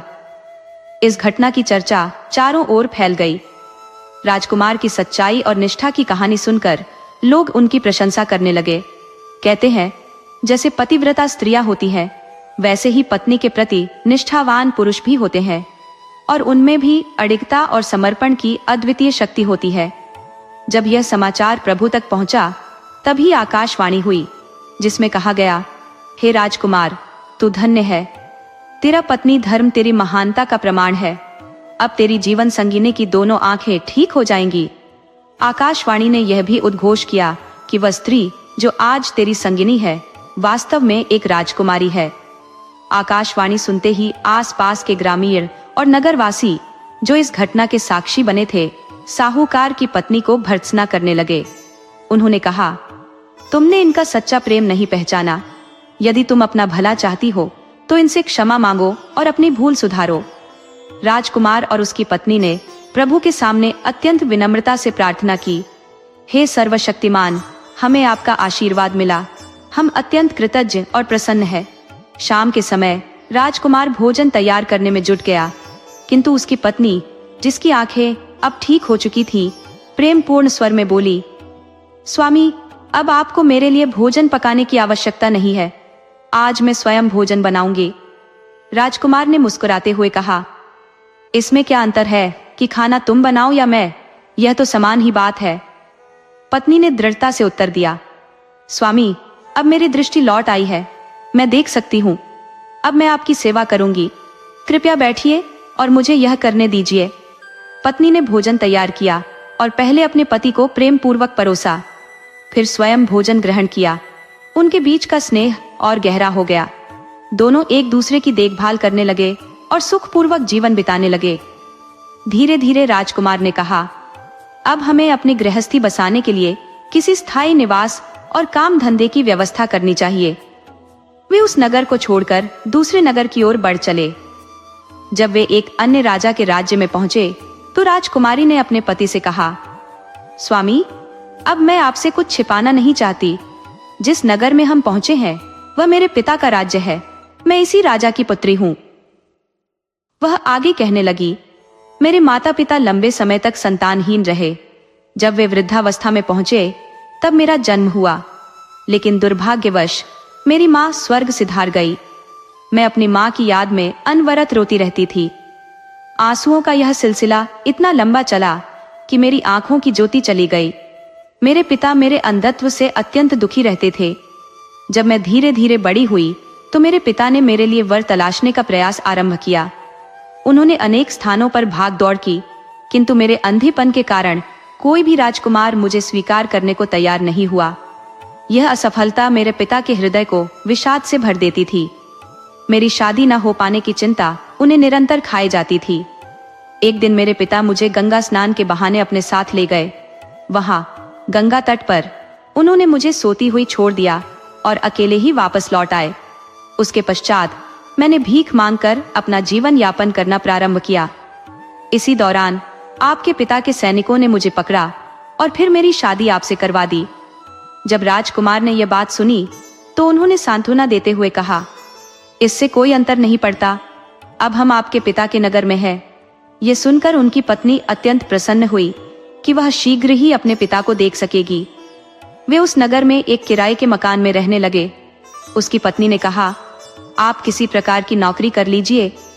राजकुमार अपने ससुर, जो कि राजा थे, के पास नौकरी की याचना लेकर पहुंचे। राजा के सम्मुख उन्होंने अत्यंत विनम्रता से प्रार्थना की, महाराज, मुझे कोई भी कार्य दे दीजिए, मैं अपनी पूरी निष्ठा से उसे संपन्न करूंगा और आपको कभी शिकायत का अवसर नहीं दूंगा। राजा, जिनका नाम चंद्रसेन था, उस युवक को देखकर मुग्ध हो गए। उसकी सुंदरता, वाणी और विनम्रता ने राजा को मंत्रमुग्ध कर दिया। उन्होंने उसे अपने शयन कक्ष की पहरेदारी का कार्य सौंपा और प्रतिदिन 1 रुपये की मजदूरी निर्धारित की। इस नई नौकरी की खुशी में राजकुमार अपनी पत्नी के पास लौटे और यह समाचार सुनाया। उन्होंने कहा, आज से मैं आपके पिता के शयन कक्ष की पहरेदारी करूंगा। आपके पिता बहुत सज्जन और दयालु हैं। ये सुनकर उनकी पत्नी का हृदय प्रसन्नता से भर उठा। शाम को भोजन करने के पश्चात राजकुमार अपनी पत्नी से विदा लेकर राजा के महल में नौकरी करने के लिए निकल पड़े। वहां पहुंचने पर उन्हें एक तलवार सौंपी गई और पहरेदारी का कार्य प्रारंभ हो गया। राजा, जो उनकी ओर एकटक निहारते रहते, अंततः भावुक हो गए। उनकी आंखों में आंसू उमड़ आए। राजकुमार ने यह देख पूछा, महाराज, आपको क्या हुआ? आप इतने विषादग्रस्त क्यों हैं? राजा ने उत्तर दिया, तुम्हें देखकर मुझे अपनी बेटी की याद आ गई। राजकुमार ने राजा से पूछा, आपकी पुत्री कहाँ है? राजा ने गहरी सांस लेते हुए कहा, मुझे बहुत वृद्धावस्था में संतान का सुख मिला। हम दोनों, महारानी और मैं, अत्यंत प्रसन्न थे, किंतु हमारी प्रसन्नता अधिक दिनों तक टिक न सकी। महारानी हमें छोड़कर स्वर्ग सिधार गई। मेरी बेटी अपनी माँ को याद कर दिन रात रोती रही। उसके निरंतर आंसुओं ने उसकी आंखों की ज्योति छीन ली। हमने अनेक वैद्य और उपचार आजमाए, किंतु कुछ भी लाभकारी सिद्ध न हुआ। धीरे धीरे जब राजकुमारी युवावस्था में प्रवेश कर गई तो मैंने उसके लिए योग्य वर की खोज आरंभ की, परंतु कोई भी राजकुमार उसके साथ विवाह करने को तत्पर नहीं था। यह अस्वीकार्यता मेरे मन को गहन पीड़ा से भर देती थी। एक दिन गंगा स्नान के बहाने मैं उसे अपने साथ ले गया और वहीं गंगा के पवित्र तट पर उसे अकेला छोड़ आया। अब वह जीवित है या नहीं, यह सोच सोच कर मेरा हृदय टूट जाता है। ये कहते कहते राजा का गला भर आया और वह रुदन करने लगा। तभी राजकुमार ने उनके मुख पर हाथ रखते हुए कहा, राजा साहब, अपनी बेटी को याद कर आप स्वयं को इस तरह कष्ट न दे। यह एक बहुत ही दुखद कथा है। जब राजकुमार अपने निवास लौटता है तो वह राजकुमारी को यह सब सुनाता है कि उसका पिता उसे याद करके कितना व्यथित होता है। यह सुनकर राजकुमारी अपने पिता से मिलने की हट करने लगती है, किंतु राजकुमार उसे शांत करते हुए समझाता है, अभी समय उचित नहीं है। जैसे ही सही समय आएगा मैं तुम्हें तुम्हारे पिता से अवश्य मिलवाऊंगा। उधर राजकुमार प्रतिदिन राजा के दुख भरे प्रसंग सुनता और उन्हें सांत्वना देता। राजा धीरे धीरे राजकुमार के प्रति अपने हृदय की हर बात शेयर करने लगा। जब राजकुमार सुबह अपनी पत्नी के पास लौटता तो वह राजा की पीड़ा का वर्णन उसे करता। यह सुनकर राजकुमारी अत्यधिक भावुक हो जाती और पुनः मिलने की जिद करती, किंतु राजकुमार उसे संयम रखने को कहता और वचन देता कि सही समय पर वह उसे राजा के पास ले जाएगा। कुछ समय पश्चात पड़ोसी राज्य के राजकुमार ने उस राज्य पर आक्रमण कर दिया जहां राजकुमारी का पिता राजा था। आक्रमणकारी ने राज्य पर अधिकार कर लिया और राजा के पुत्र को बंदी बना लिया। राजा स्वयं वेश बदलकर अपनी जान बचाते हुए वहां से भाग निकला और भीख मांगकर अपना जीवनयापन करने लगा। इस बीच राजकुमार अपनी पत्नी के साथ किराए के मकान में निवास कर रहा था। उनके जीवन में आनंद तब और बढ़ गया जब उन्हें पुत्र रत्न की प्राप्ति हुई। दोनों अपने बच्चे के साथ संतोषपूर्वक जीवन व्यतीत कर रहे थे। एक रात जब राजकुमार चंद्रसेन राजा के शयन कक्ष का पहरा दे रहा था तो उसने कहीं दूर से किसी के विलाप की ध्वनि सुनी। इस आहट से महाराज जाग गए और उन्होंने अपने पहरेदार से कहा, जाओ और देखो कि आधी रात को कौन रो रहा है और क्यों। राजकुमार तुरंत अपनी तलवार लेकर उस दिशा में बढ़ा जहां से वह ध्वनि आ रही थी। राजा भी उसकी गतिविधियों को गुप्त रूप से देखने के लिए उसके पीछे पीछे चल दिए। कुछ दूरी पर पहुंचने पर उन्होंने देखा कि एक वृद्धा अत्यधिक करुणा से रो रही थी। राजकुमार उस बुढ़िया के पास पहुंचकर गहरी जिज्ञासा से पूछता है, माई, आधी रात में आप क्यों बिलख रही हैं? आपकी सिसकियों की गूंज जैसे तलवार की धार को चीरती हुई प्रतीत होती है। ये दुख किस कारण उपजा है? बुढ़िया ने थकी हुई आवाज में उत्तर दिया, बेटा, मैं क्या कहूँ, मेरी पीड़ा का समाधान तुम्हारे पास संभव नहीं है। इस पर राजकुमार ने विनम्रता से कहा, माई, मैं राजा के पलंग का रक्षक हूँ। राजा ने मुझे यह जानने का आदेश दिया है कि इस रात की नीरवता को भंग करने वाली यह रुदन की ध्वनि कौन उत्पन्न कर रहा है। कृपया मुझे बताइए। बुढ़िया ने गहरी सांस लेते हुए कहा, हमारा राजा अत्यंत दयालु है। वह अपनी प्रजा का सदैव भला करता है, दुख सुख में उसका ध्यान रखता है और किसी को पीड़ा नहीं पहुंचाता। लेकिन आज रात देवी ने मेरे स्वप्न में आकर कहा कि 2 दिन बाद यह राजा मृत्यु को प्राप्त होगा। यही सुनकर मेरा हृदय फट पड़ा और आंसू रुकने का नाम नहीं ले रहे। ये सुनते ही राजकुमार ने बुढ़िया से पूछा, क्या देवी ने राजा को बचाने का कोई उपाय नहीं बताया? बुढ़िया ने ठंडी आवाज में कहा, देवी ने कहा है कि यदि कोई अपने पहले पुत्र को उनकी भेंट स्वरूप चढ़ा दे तो राजा की आयु बच सकती है, लेकिन यह बलिदान देने की हिम्मत कौन करेगा? राजकुमार ने दृढ़ता से कहा, माए, मुझे बताइए कि मैं क्या कर सकता हूँ। यह सब सुनकर राजा चंद्रसेन, जो छिपकर राजकुमार का पीछा कर रहा था, आश्चर्यचकित हो गया। वह देख रहा था कि राजकुमार बिना किसी झिझक के उस बुढ़िया से यह वचन लेकर लौटा कि वह राजा को मरने नहीं देगा। राजकुमार अपने घर पहुंचते ही अपनी पत्नी को सारी बात विस्तार से बताता है। पत्नी, जो राजा के प्रति गहरा सम्मान रखती थी, चिंता में डूब जाती है।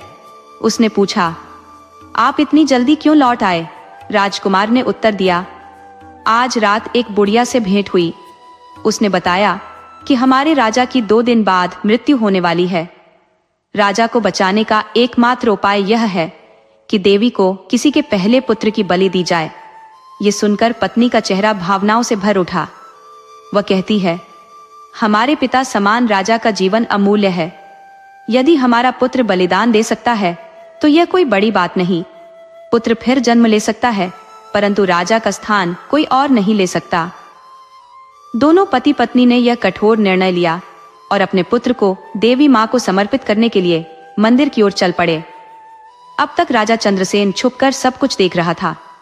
वह अपनी बेटी को जीवित और सुरक्षित देखकर गहरे आनंद में था, परंतु साथ ही उसकी आत्मा भीतर से दुख और अपराध बोध से भर गई। यह द्वंद्व उसके भीतर चल रहा था, जिसे सिवाय उसके और कोई नहीं समझ सकता था। उधर पहरेदार बने राजकुमार और उसकी पत्नी अपने पुत्र को लेकर मंदिर पहुंच गए। राजा भी उनके पीछे पीछे चुपचाप चल पड़ा। मंदिर में पहुंचकर राजकुमार ने अपने पुत्र को हृदय से लगाकर ढेर सारा स्नेह दिया। उसकी पत्नी ने भी अपने पुत्र को अंतिम बार गले से लगाया और अपने पति से कहा, अब हमारे पुत्र का बलिदान दो। राजकुमार ने कांपते हाथों से तलवार उठाई और एक झटके में अपने पुत्र का सिर धड़ से अलग कर दिया। किंतु माता रानी अभी तक प्रसन्न नहीं हुई और उनका खप्पर अब भी रिक्त था। यह देखकर राजकुमार ने क्षण भर भी विलंब नहीं किया और अपनी तलवार से स्वयं की गर्दन भी काट डाली। यह दृश्य देखकर उसकी पत्नी स्तब्ध रह गई। उसका हृदय भारी शोक और असहनीय पीड़ा से भर गया। वह सोचने लगी, पति और पुत्र के बिना जीवन का क्या अर्थ है। यह सोचकर उसने भी अपने प्राण त्याग दिए। राजा चंद्रसेन यह सब देखकर भीतर से टूट चुका था। उसकी आंखों में आंसू थे और उसने सोचा, जब मेरी बेटी, दामाद और नाती ही नहीं रहे तो मेरा जीवित रहना व्यर्थ है। उसने अपनी कटार उठाई और जैसे ही अपनी गर्दन काटने को उद्यत हुआ, तभी आकाशवाणी हुई, ठहरो राजा। राजा ठिठक गया और बोला, अब मेरा जीवन व्यर्थ है, मुझे जीकर क्या करना है। उसी क्षण देवी मां प्रकट हुई। उन्होंने कहा, धन्य है तुम्हारी बेटी और उसका पति। उन्होंने तुम्हारे प्राणों की रक्षा के लिए अपने पुत्र का बलिदान देकर महानता का परिचय दिया है। अब तुम चिंता मत करो। देवी मां ने अमृत छिड़क कर तीनों को पुनर्जीवित कर दिया। राजा ने अपनी बेटी, दामाद और नाती को हृदय से लगाया और उन्हें अपने महल में ले जाकर भव्य स्वागत किया। अगले दिन राजा चंद्रसेन ने घोषणा करवाई कि वह अपने दामाद का राज तिलक करेगा। पूरी प्रजा इकट्ठी हो गई। राज तिलक के पश्चात राजकुमार को राजगद्दी सौंपी गई। दान संस्कार की व्यवस्था की गई। दान के समय गरीबों की लंबी पंक्ति लगाई गई थी। राजकुमार को राजसी वस्त्र पहनाए गए। जब दान प्रारंभ हुआ तो एक भिखारी आगे बढ़ा। राजकुमार ने उसे पहचान लिया। वह वही भिखारी था जिसने कभी उसे घर से निकाल दिया था। राजकुमार ने सैनिकों को आदेश दिया कि उसे सम्मान पूर्वक बैठाया जाए। यह दृश्य भाग्य की विचित्र विडंबना थी। वह व्यक्ति उसका पिता था। इसी वजह से उसने उस भिखारी को सम्मान पूर्वक स्थान दिया। राजा चंद्रसेन यह सब देख रहे थे और मन ही मन विचार करने लगे कि शायद इस भिखारी में कोई विलक्षण गुण होगा, तभी मेरा दामाद उसे इतने आदर और प्रेम से आसन प्रदान कर रहा है। उस भिखारी को बड़े सत्कार और श्रद्धा के साथ बैठाया गया, किंतु राजा अपने पुत्र को पहचानने में असमर्थ रहे। राजा ने सोचा था कि मेरा पुत्र, जो वर्षों पहले राज्य छोड़कर गया था, संभवतः भीख मांगते मांगते एक सामान्य भिखारी में परिवर्तित हो गया होगा। उसके जीवन यापन का अब क्या हाल होगा, यह तो मैं सोच भी नहीं सकता। राजा के इस रूप को देखकर वे अपने पुत्र को पहचानने में असफल हो गए, लेकिन राजकुमार ने अपने पिता को दूर से ही पहचान लिया। जब दान का आयोजन समाप्त हुआ तो राजकुमार धीरे धीरे अपने पिता के पास गया। उसने उनके चरण स्पर्श किए और आशीर्वाद मांगा। तत्पश्चात उसने बड़े आदर के साथ कहा, पिताजी, संभवतः आप मुझे पहचान नहीं रहे, मैं आपका छोटा पुत्र हूं। ये सुनते ही राजा हतप्रभ रह गए। उन्होंने अपने पुत्र को गले लगा लिया और हृदय विदीर्ण कर देने वाली रुदन ध्वनि में फूट फूट कर रोने लगे। राजकुमार ने अपनी चिंता व्यक्त करते हुए पूछा, पिताजी, कृपया मुझे सब कुछ बताइए, आपके इस हाल का कारण क्या है? तब राजा ने गहरी पीड़ा के साथ उत्तर दिया, पड़ोसी राज्य ने हमारे राज्य पर आक्रमण किया। इस संघर्ष में तुम्हारे बड़े भाई को बंदी बना लिया गया। हमारा राज्य छिन गया और मैं विवश होकर दर दर भटकने लगा। अब राजकुमार, जो अब राजा बन चुका था, ने अपनी सेना को एकत्रित किया। उसने अपने पिता से कहा, पिताजी, आप चिंता न करें, आप यहीं ठहरें, मैं अपनी सेना के साथ उस राज्य पर आक्रमण करने जा रहा हूँ। वह दृढ़ संकल्प के साथ युद्ध के लिए निकल पड़ा। 6 दिनों के भीतर उसने उस राज्य को जीत लिया और अपने भाई को कारागार से मुक्त करा लिया। इसके पश्चात राजकुमार ने अपने पिता को उनके राज्य का अधिकार सौंपते हुए कहा, पिताजी, अब यह राज्य पुनः आपका है। आप चाहे तो मेरे साथ रह सकते हैं अथवा अपने बड़े पुत्र के पास लौट सकते हैं। राजा को अपनी पूर्व की भूल पर गहरा पछतावा हुआ। उन्होंने कटाक्ष भरे स्वर में कहा, भाग्य के चक्र को कोई नहीं समझ सकता। मनुष्य को कभी भी अपने भाग्य पर गर्व नहीं करना चाहिए। राजा ने अनुभव किया कि जिसे उन्होंने एक साधारण जीवन जीने के लिए मजबूर कर दिया था, वही आज महान राजा बन चुका था। उसकी पत्नी महारानी बन गई और बड़े बेटे, जिसे राजा का पद दिया गया था, वह कारागार में कैद था। यदि यह छोटा बेटा न होता तो बड़े बेटे की मुक्ति असंभव थी। राजा को यह स्वीकार करना पड़ा कि वह स्वयं राजा होते हुए भी भीख मांगने को मजबूर हो गए थे। अंततः उन्होंने यह मान लिया कि भाग्य की लीला अज्ञेय है। किसी की तुलना किसी और से कभी नहीं करनी चाहिए। यदि आपको यह कहानी पसंद आई हो तो कृपया हमारे चैनल अपनी संस्कृति को लाइक करें, सब्सक्राइब करें और इसे अधिक से अधिक शेयर करें। राधे राधे।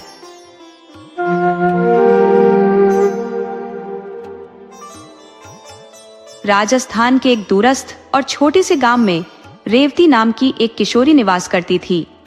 उसकी उम्र केवल 15 वर्ष थी और वह अत्यंत निर्धन परिवार से संबंध रखती थी। रेवती 3 बहनों में से एक थी और अपने माता पिता के साथ एक छोटी सी झोपड़ी में रहती थी।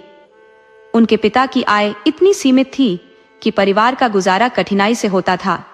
इस कारण रेवती और उसकी माँ दोनों गांव के ठाकुर के यहाँ काम करने जाया करती थी। ठाकुर का बेटा अधिराज सिंह, जो एक प्रतिष्ठित और सामंत परिवार का वारिस था, अपने माता पिता बलवंत ठाकुर और कल्याणी देवी का इकलौता पुत्र था। बलवंत और कल्याणी अपने पुत्र से अत्यधिक स्नेह करते थे। एक दिन बलवंत और कल्याणी देवी मंदिर गए, जहां पंडित जी ने अधिराज की कुंडली देखकर उन्हें यह बताया कि उनके पुत्र की आयु बहुत अल्प है। यह सुनते ही बलवंत और कल्याणी के मन में भय और अशांति का सागर उमड़ पड़ा, क्योंकि उनके पास केवल यही एक संतान थी। उन्होंने पंडित जी से विनती की, कृपया कोई उपाय सुझाइए जिससे हमारे पुत्र की रक्षा हो सके। हम हर संभव प्रयास करेंगे, बस हमारे बेटे पर कोई विपत्ति न आए। पंडित जी ने उन्हें आश्वस्त किया, आप चिंतित न हो, मैं इसका समाधान अवश्य ढूंढूंगा और कल आपके हवेली आकर आपको उचित मार्गदर्शन दूंगा। उस रात बलवंत और कल्याणी ने बड़ी कठिनाई से स्वयं को ढाढ़स बंधाया और अपनी हवेली लौट आए। अगली सुबह वे पंडित जी के आगमन की प्रतीक्षा करने लगे। कुछ समय बाद पंडित जी हवेली पहुंचे। उन्हें देखते ही बलवंत और कल्याणी तुरंत खड़े हो गए और व्याकुलता से पूछा, पंडित जी, क्या कोई उपाय मिला? पंडित जी ने गंभीर स्वर में कहा। हाँ, उपाय है। आपके घर के पूर्वजों ने एक कुएं के पास कई निर्दोष लोगों की बलि दी थी और उनके शव उस कुएं में फेंक दिए गए थे। उनकी आत्माएं अभी तक अशांत है।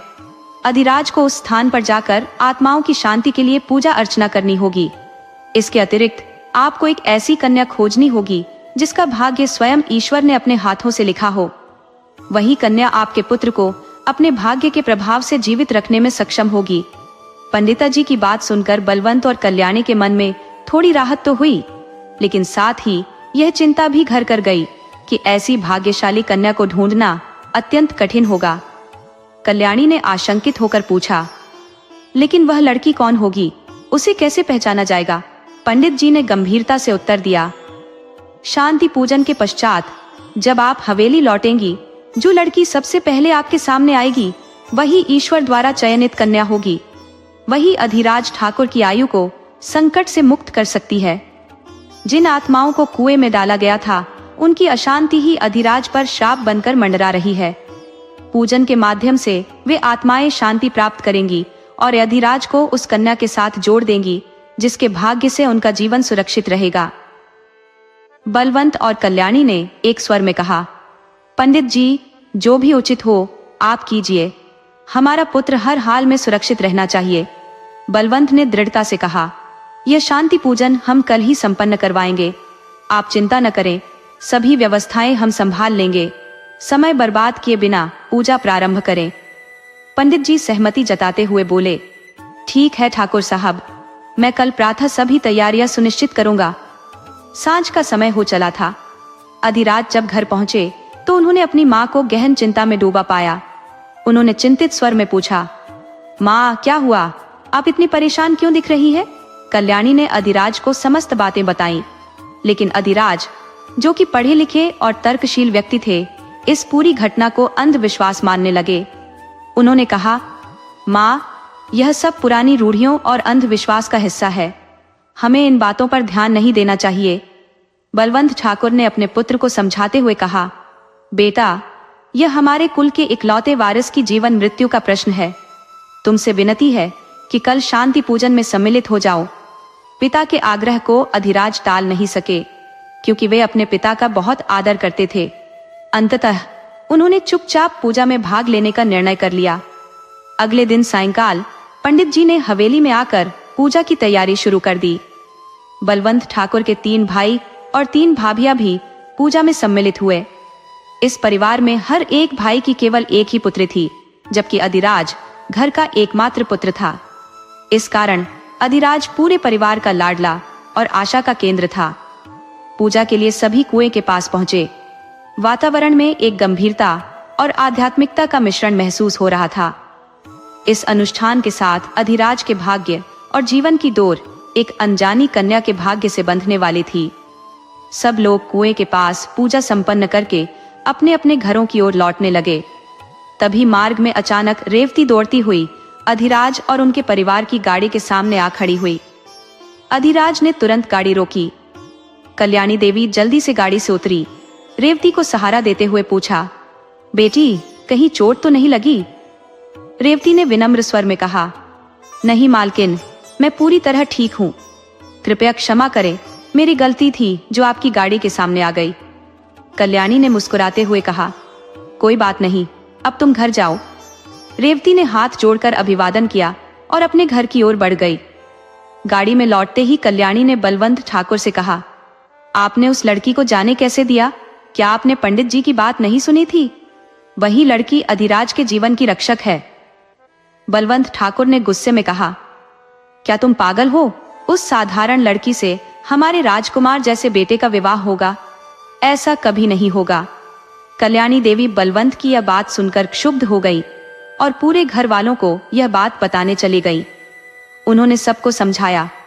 पंडित जी ने स्पष्ट कहा था कि वापसी में जो लड़की सबसे पहले मिलेगी वही अधिराज के लिए उपयुक्त वधू है। कल्याणी की बात सुनकर घर के सभी लोग चिंतित हो उठे। बलवंत के 3 भाई एक स्वर में कहने लगे, भाई साहब, तुरंत उस लड़की को ढूंढ कर लाओ और अधिराज का विवाह उससे करवा दो। बलवंत ने पहले मना किया, लेकिन भाइयों के अत्यधिक दबाव और पंडित जी की बात को ध्यान में रखते हुए वे मान गए। उन्होंने रेवती और उसके परिवार का पता लगाया और उनसे मिलने गए। जब बलवंत ठाकुर रेवती के घर पहुंचे तो उन्होंने देखा कि परिवार अत्यंत दयनीय स्थिति में जीवनयापन कर रहा था। घर के लोग मुश्किल से 2 वक्त का खाना जुटा पा रहे थे। बलवंत ठाकुर ने गंभीर स्वर में रेवती के माता पिता से कहा, हम चाहते हैं कि आपकी बड़ी बेटी से हमारे बेटे का विवाह हो, लेकिन एक शर्त है, किसी को भी यह मालूम नहीं होना चाहिए कि आप उसके माता पिता हैं। रेवती की मां ने घबराकर कहा, लेकिन ठाकुर साहब, बलवंत ने उनकी बात बीच में काटते हुए कहा, हम तुम्हें बदले में 50,000 रुपए देंगे। तुम्हारी आर्थिक स्थिति देखते हुए यह प्रस्ताव तुम्हारे लिए लाभदायक होगा। हमें लगता है कि तुम्हें पैसों की सख्त जरूरत है। रेवती के माता पिता असमंजस में पड़ गए। बलवंत ठाकुर की बात सुनते ही रेवती के पिता के मन में लालच का अंकुर फूट पड़ा। वे सहज ही प्रस्ताव स्वीकार करते हुए बोले, यह तो हमारे लिए सौभाग्य की बात है। रेवती का विवाह एक समृद्ध घर में हो रहा है और हमें भी कुछ धनराशि प्राप्त हो रही है। इससे हमारी आर्थिक स्थिति में सुधार हो सकेगा और हम नया जीवन आरंभ कर पाएंगे।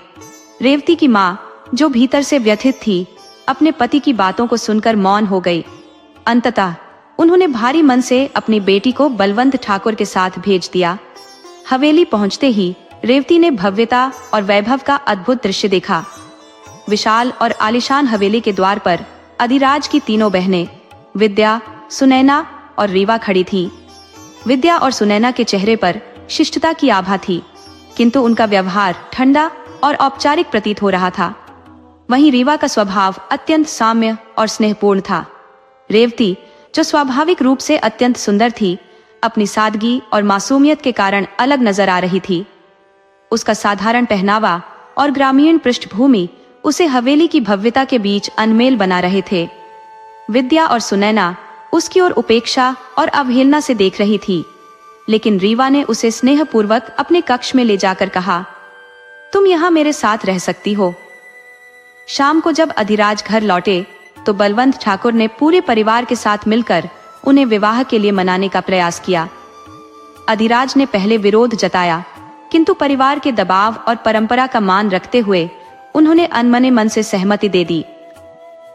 अगले दिन बलवंत और कल्याणी ने पंडित जी को बुलाकर विवाह की तैयारियों का आदेश दिया। संध्या होते ही मंदिर में सब व्यवस्था पूर्ण हो गई।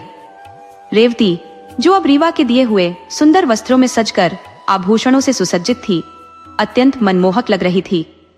उसे देखकर कल्याणी देवी और परिवार के अन्य सदस्य उसकी सरलता और सुंदरता की प्रशंसा करने लगे, किंतु अधिराज ने एक बार भी उसकी ओर दृष्टि नहीं डाली।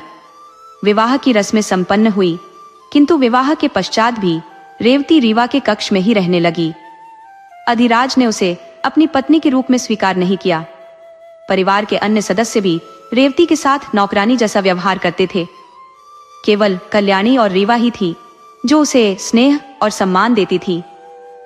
रीवा और रेवती के समान आयु और सरल स्वभाव ने दोनों को घनिष्ठ सहेलियों में परिवर्तित कर दिया। रेवती, जो अपने नए जीवन में तिरस्कृत और उपेक्षित थी, रीवा के स्नेह और सहानुभूति से थोड़ी सांत्वना पाती रही। कल्याणी रेवती को अपनी पुत्री के समान स्नेह देती थी। यद्यपि रेवती घर के कार्यों में नौकरानी की भांति जुट जाती थी, परंतु कल्याणी उसे बार बार मना करती। वह कहती, बेजा, तुम्हें यह सब करने की आवश्यकता नहीं है। तुम इस घर की बहू हो। यहाँ इतने सारे नौकर नौकरानियां हैं, वे ये सब कर लेंगे। रेवती विनम्रता से उत्तर देती, माँ जी, मुझे इन कार्यों में कोई आपत्ति नहीं होती। मैं तो पहले भी ऐसे अनेक कार्य करती रही हूँ। ये सुनकर कल्याणी उसके सिर पर ममता भरा हाथ रखकर चुपचाप वहां से चली जाती। इसी दौरान अधिराज सामने से आते हैं और नौकर शंभू को पानी लाने के लिए पुकारते हैं। जब शंभू वहां नहीं मिलता तो रेवती स्वयं पानी लेकर आती है। जी, पानी। रेवती की आवाज सुनते ही अधिराज समझ जाते हैं कि यह रेवती है। वह ठहर कर पूछते हैं, शंभू कहाँ गया? रेवती उत्तर देती है, जी, वह यहाँ नहीं है। अधिराज उसकी बात सुने बिना ही आगे बढ़ जाते हैं और एक बार भी उसकी ओर नहीं देखते। एक दिन पंडित जी रेवती और अधिराज को मंदिर में बुलाते हैं। वहां पहुंचकर रेवती को यह ज्ञात होता है कि अधिराज ने उससे विवाह क्यों किया था और यह साथ उनके जीवन में कितना आवश्यक है। मंदिर में अधिराज एक गहरे स्वर में बोलते हैं, मैं पहले पढ़ाई के लिए बाहर गया था, तभी मैं एक युवती से प्रेम करने लगा था और उससे विवाह करना चाहता था। वह युवती पास के शहर के ठाकुर परिवार से है। उनका नाम शिवन्या सिंह राजपूत है, लेकिन मेरे परिवार ने कुछ अंधविश्वास के कारण मुझसे तुम्हारा विवाह करवा दिया। रेवती ने सहजता से उत्तर दिया, जी। अधिराज ने अपनी बात जारी रखते हुए कहा, मैं शिवन्या से विवाह तो नहीं कर सकता, लेकिन तुम्हारे साथ न्याय करना भी मेरे लिए कठिन है। मैं तुम्हें कभी वह प्रेम नहीं दे पाऊंगा जो तुमसे अपेक्षित है। रेवती ने अपनी बात दृढ़ता से रखी, आप उनसे विवाह कर लीजिए, मैं यहीं रहूंगी। मेरे पास लौटने का कोई स्थान नहीं है और मैं यह वादा करती हूँ कि आपकी शादी में मेरी वजह से कोई बाधा नहीं आएगी। मैं आपके और आपकी पत्नी के जीवन में कभी कोई कठिनाई नहीं आने दूंगी। रेवती की इन बातों को सुनकर अधिराज पहली बार उसकी ओर ध्यान से देखने लगे। रेवती ने एक हल्की मुस्कान के साथ कहा, ठाकुर साहब, मैंने तो बस 7वीं कक्षा तक पढ़ाई की है, वह भी जबरदस्ती। सरकारी विद्यालय में जाती थी। पिछले कुछ वर्षों से तो मैं अपने पिता के साथ काम करके परिवार की मदद कर रही थी।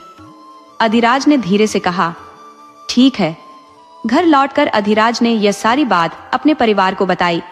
ये सुनकर कल्याणी गुस्से से लाल हो जाती है, लेकिन परिवार के बाकी सदस्य अधिराज की बातों से प्रसन्न चित्त दिखते हैं। कल्याणी देवी गंभीर स्वर में कहती है, लेकिन रेवती का क्या होगा? पहले ही उसके साथ अन्याय किया गया है।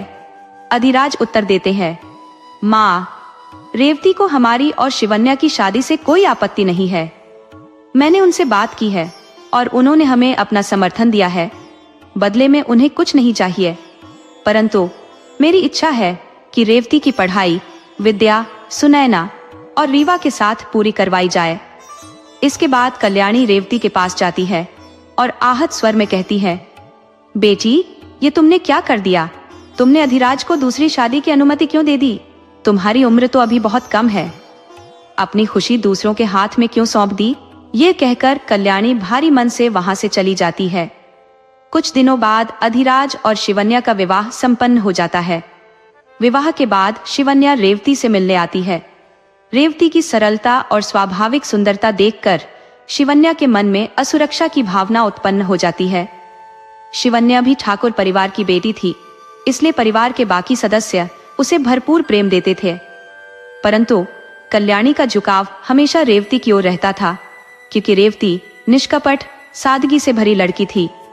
रेवती अपने अध्ययन में व्यस्त रहती और साथ ही घर के कामों में भी हाथ बटाती। इसके विपरीत शिवन्या को घर के कार्यों में कोई रुचि नहीं थी। समय बीतता गया। 3 वर्ष बीतने पर रेवती 18 वर्ष की हो गई और उसकी सुंदरता की चर्चा पूरे नगर में होने लगी। उसकी बुद्धिमत्ता और लगन ने उसे 10वीं कक्षा की परीक्षा में सर्वोच्च स्थान दिलाया। ये सुनकर कल्याणी और रीवा खुशी से फूले नहीं समाती। एक दिन शिवन्या अधिराज से कहती है, सुनिए जी, क्यों ना रेवती को शहर भेज दिया जाए आगे की पढ़ाई के लिए? वह अपने जीवन में बड़ी सफलता हासिल कर सकती है। आपने उसके परिणाम तो देखे ही है। अधिराज उत्तर देते हैं, लेकिन वह अकेली शहर में कैसे रहेगी? शिवन्या मुस्कुराते हुए कहती है, मैंने सारी व्यवस्थाएं करवा दी है, उसे कोई कठिनाई नहीं होगी। साथ में रीवा भी पढ़ाई के लिए जाएगी। अधिराज सहमति जताते हैं, ठीक है, पर हमें परिवार से चर्चा करनी होगी। उन्होंने परिवार के सामने इस विषय को रखा। परिवार ने इस प्रस्ताव पर विचार किया और अंततः रेवती और रीवा की उच्च शिक्षा के लिए सहमति दे दी। कल्याणी देवी रेवती की उच्च शिक्षा के सपने को साकार करने की बात सोचकर अपनी सहमति प्रदान कर देती है। रीवा के मन में उल्लास का सागर उमड़ पड़ता है, क्योंकि यही उसकी हार्दिक इच्छा थी। 2 दिन बाद भोर की हल्की रोशनी के साथ रीवा और रेवती शहर की ओर प्रस्थान के लिए तैयार हो जाती है। विदाई के समय घर के आंगन में एक अजीब सी खामोशी और भावना का मिश्रण पसर जाता है। दोनों बहनें सबका आशीर्वाद लेकर बाहर आती हैं, जहां धीराज उन्हें रेलवे स्टेशन छोड़ने के लिए खड़े रहते हैं। रीवा जल्दी से गाड़ी में बैठ जाती है, जबकि रेवती धीरे धीरे गाड़ी की ओर बढ़ रही होती है। तभी अचानक उसका पैर फिसल जाता है वह गिरने ही वाली थी कि अधिराज उसे तत्परता से थाम लेते हैं। इस क्षण में पहली बार अधिराज की दृष्टि रेवती के चेहरे पर ठहर जाती है। रेवती की मासूमियत और अनुपम सौंदर्य उन्हें बांध लेती है। दोनों कुछ पलों के लिए एक दूसरे को देखते ही रह जाते हैं, जैसे समय ने थम जाने का निर्णय कर लिया हो। इतने में शिवन्या वहां आ जाती है। स्थिति को समझते हुए उसके भीतर ईर्ष्या की लहर दौड़ जाती है, परंतु वह अपने स्वर को शांत रखते हुए कहती है, अधिराज जाइए, वरना इन्हें स्टेशन पहुंचने में देर हो जाएगी। यह सुनते ही दोनों वास्तविकता में लौटते हैं और बिना कोई शब्द कहे गाड़ी में बैठ जाते हैं। गाड़ी स्टेशन की ओर चल पड़ती है। स्टेशन पहुंचने के बाद अधिराज दोनों बहनों का सामान ट्रेन तक ले जाते हैं और उन्हें विदाई देकर लौट आते हैं। वापसी के रास्ते में अधिराज के मन में रेवती की छवि गूंजती रहती है। वह सोचते हैं, मैंने अब तक इतनी आकर्षक और अद्वितीय लड़की कभी नहीं देखी, परंतु रेवती उनसे कोसों दूर जा चुकी थी। रेवती और रीवा का कॉलेज कोलकाता में था। वहां पहुंचकर दोनों अपने हॉस्टल में शिफ्ट हो जाती है। हॉस्टल का माहौल पूरी तरह से लड़कियों के लिए था, लेकिन कॉलेज में सह शिक्षा प्रणाली थी। पहले दिन जब रेवती और रीवा कॉलेज जाती है तो रेवती के अप्रतिम सौंदर्य की चर्चा पूरे परिसर में फैल जाती है। हालांकि वेस्टर्न संस्कृति में रची बसी अधिकतर लड़कियां उनसे मित्रता नहीं करती, परंतु कुछ सहपाठियों से उनका परिचय हो जाता है। कॉलेज में आर्यन सिंघानिया नाम का एक लड़का था जो रेवती से वरिष्ठ था। उसकी लोकप्रियता का आलम यह था कि लड़कियां उसके लिए पागल थी। एक दिन कॉलेज के गलियारे में रेवती जल्दी में दौड़ते हुए आर्यन से टकरा जाती है। लेट हो रही रेवती बिना कुछ कहे वहां से निकल जाती है। न तो उसने आर्यन को देखा और न ही आर्यन उसकी झलक ठीक से देख पाया। रेवती का इस तरह अनदेखा कर चले जाना आर्यन को अखरता है। उसके मन में प्रश्न उठता है, यह कौन है जो मुझे बिना महत्व दिए चली गई, क्योंकि आर्यन के लिए तो लड़कियां अपने क्लास तक छोड़ने को तैयार हो जाती थी। इतने में आर्यन का मित्र राहुल वहां आ गया। उसने मुस्कुराते हुए पूछा, क्या हुआ भाई, कहाँ खोए हुए हो? आर्यन अभी भी गुस्से में था। उसने झल्लाते हुए कहा, अरे वो जो लड़की अभी क्लास की तरफ जा रही थी, पता नहीं कौन है, मुझसे टकरा गई और एक बार पलटकर बात तक नहीं की। राहुल ने यह सुनते ही अपनी नजर घुमाई और देखा कि सफेद सलवार कमीज और लाल चुन्नी पहने एक लड़की क्लास में बैठी हुई है। उसने आर्यन से कहा, भाई शायद वही है। आर्यन ने तुरंत ध्यान से देखा और कपड़ों के रंग से पहचान लिया कि यही वही लड़की है। उसकी आंखें जैसे वहीं थम गई। वह बस उसे देखता ही रह गया। तभी कक्षा में अध्यापक आ गए और राहुल धीरे से उठकर वहां से निकल गया। कक्षा खत्म होने के बाद कॉलेज के बाहर बने चबूतरे पर आर्यन और राहुल जाकर बैठ गए। राहुल ने कहा, भाई चल क्लास में। वैसे भी सर हमें पसंद नहीं करते, ऊपर से तेरी वजह से मुझसे भी नाराज रहते हैं। तेरा दोस्त होना भी तो गुनाह है। लेकिन आर्यन कहीं और ही खोया हुआ था। उसका ध्यान अब भी उसी लड़की पर था जो सफेद कपड़ों में थी। आर्यन के पिताजी राजवीर सिंघानिया कॉलेज के प्रिंसिपल थे। आर्यन और उनके बीच बिल्कुल नहीं पटती थी। राजवीर को आर्यन का यूं मस्ती में रहना और जिंदगी को गंभीरता से न लेना बिल्कुल भी पसंद नहीं था। राजवीर को आर्यन के दोस्त भी नागवार गुजरते थे, खासकर राहुल। चबूतरे पर बैठे आर्यन का ध्यान तब टूटा जब उसने देखा कि रेवती और रीवा क्लास खत्म करके बाहर आ रही हैं। रीवा ने मुस्कुराते हुए कहा, देखो रेवती, वो लड़का कब से तुम्हें ही देखे जा रहा है। आखिर क्यों? रेवती ने उसकी ओर नजर डाली और पहचान गई। उसने कहा, अरे ये तो वही लड़का है जिससे हम सुबह टकरा गए थे। बहुत जल्दी में थी, इसलिए माफी भी नहीं मान पाई। शायद इसलिए वो हमें देख रहा है। रीवा ने कहा, अच्छा हो सकता है, तो क्या तुम्हें उससे माफी माननी चाहिए? रेवती ने कहा, शायद हाँ। रीवा ने तुरंत कहा, ठीक है, तो मैं भी तुम्हारे साथ चलती हूँ। रेवती और रीवा दोनों आर्यन की ओर बढ़ी। आर्यन उन्हें अपनी ओर आते देख थोड़ा घबरा गया और इधर उधर देखने लगा, मानो किसी बहाने की तलाश में हो। रेवती ने पास पहुंचकर कहा, सुनिए। आर्यन थोड़ा झेंपते हुए बोला, के कौन? मैं? क्या आप मुझे बुला रही हैं? रेवती बोली। जी हाँ, आर्यन ने मुस्कुराते हुए कहा। हाँ बताइए, रेवती ने धीमे स्वर में कहा। हम सुबह के लिए आपसे क्षमा याचना करने आए हैं। हम बहुत जल्दी में थे और आपसे माफी मांगने का अवसर भी नहीं मिला। आर्यन ने हल्के से हंसते हुए कहा। Solve for what? रेवती ने थोड़ा झिझकते हुए उत्तर दिया। आज सुबह हम आपसे टकरा गए थे और बिना क्षमा मांगे चले गए, इसके लिए खेद है, आर्यन ने सहजता से जवाब दिया। अरे कोई बात नहीं, गलती मेरी भी थी, मैं भी ठीक से नहीं देख रहा था, ऐसा होता रहता है। ये सुनकर पास खड़ा राहुल और अन्य मित्र आश्चर्यचकित रह गए। आर्यन, जो कभी अपनी गलतियों को स्वीकार नहीं करता था, आज बिना अपनी गलती के भी माफी मांग रहा था। रेवती अपनी बात कहकर जाने लगी। तभी आर्यन ने आवाज लगाई। आपका नाम क्या है? रेवती ने पलटकर कहा। मेरा नाम रेवती है, आर्यन ने मुस्कुराते हुए कहा। मेरा नाम आर्यन है और मैं आपका सीनियर हूँ। अगर आपको कभी किसी चीज की आवश्यकता हो तो बेहिचक मुझसे कहना। ये सुनकर रेवती और रीवा ने मुड़कर देखा और मुस्कुराते हुए कहा, धन्यवाद, लेकिन अभी हमें किसी चीज की जरूरत नहीं है। ये कहकर वे वहां से चली गई। राहुल ने मजाकिया लहजे में कहा, क्या बात है भाई, तू तो कुछ ज्यादा ही शरीफ हो रहा है। धीरे धीरे आर्यन रोज रेवती को देखने लगा और फिर एक दिन उसने हिम्मत जुटाकर रेवती से अपने दिल की बात कह दी कि वह उसे प्रेम करता है। रेवती सुनकर हतप्रभ रह गई। तभी रीवा ने उसे समझाया, भाई जिंदगी किसी पर नहीं रुकती, आर्यन अच्छा लड़का है, वह तुम्हें खुश रखेगा। लेकिन रेवती चुप रही और बिना कुछ कहे वहां से चली गई। कुछ समय बीता। एक दिन कुछ लड़के रेवती को परेशान कर रहे थे। आर्यन ने यह देखा और उन लड़कों को सबक सिखाया। धीरे धीरे आर्यन की सहायता और उसका समर्पण रेवती के दिल को छूने लगा और आखिरकार दोनों ने एक दूसरे के प्रति अपने प्रेम को स्वीकार कर लिया। जब रेवती ने यह बात अधिराज को बताई तो वह अत्यंत आनंदित हुए। उन्होंने यह समाचार पूरे परिवार को सुनाया, परंतु परिवारजन तुरंत पंडित की कही हुई पुरानी बातों को स्मरण कर बोले, यह तो असंभव है, हम ये विवाह नहीं करा सकते। अधिराज ने संयम रखते हुए कहा, पंडित जी ने जो पूर्व में कहा था वह त्रुटिपूर्ण था।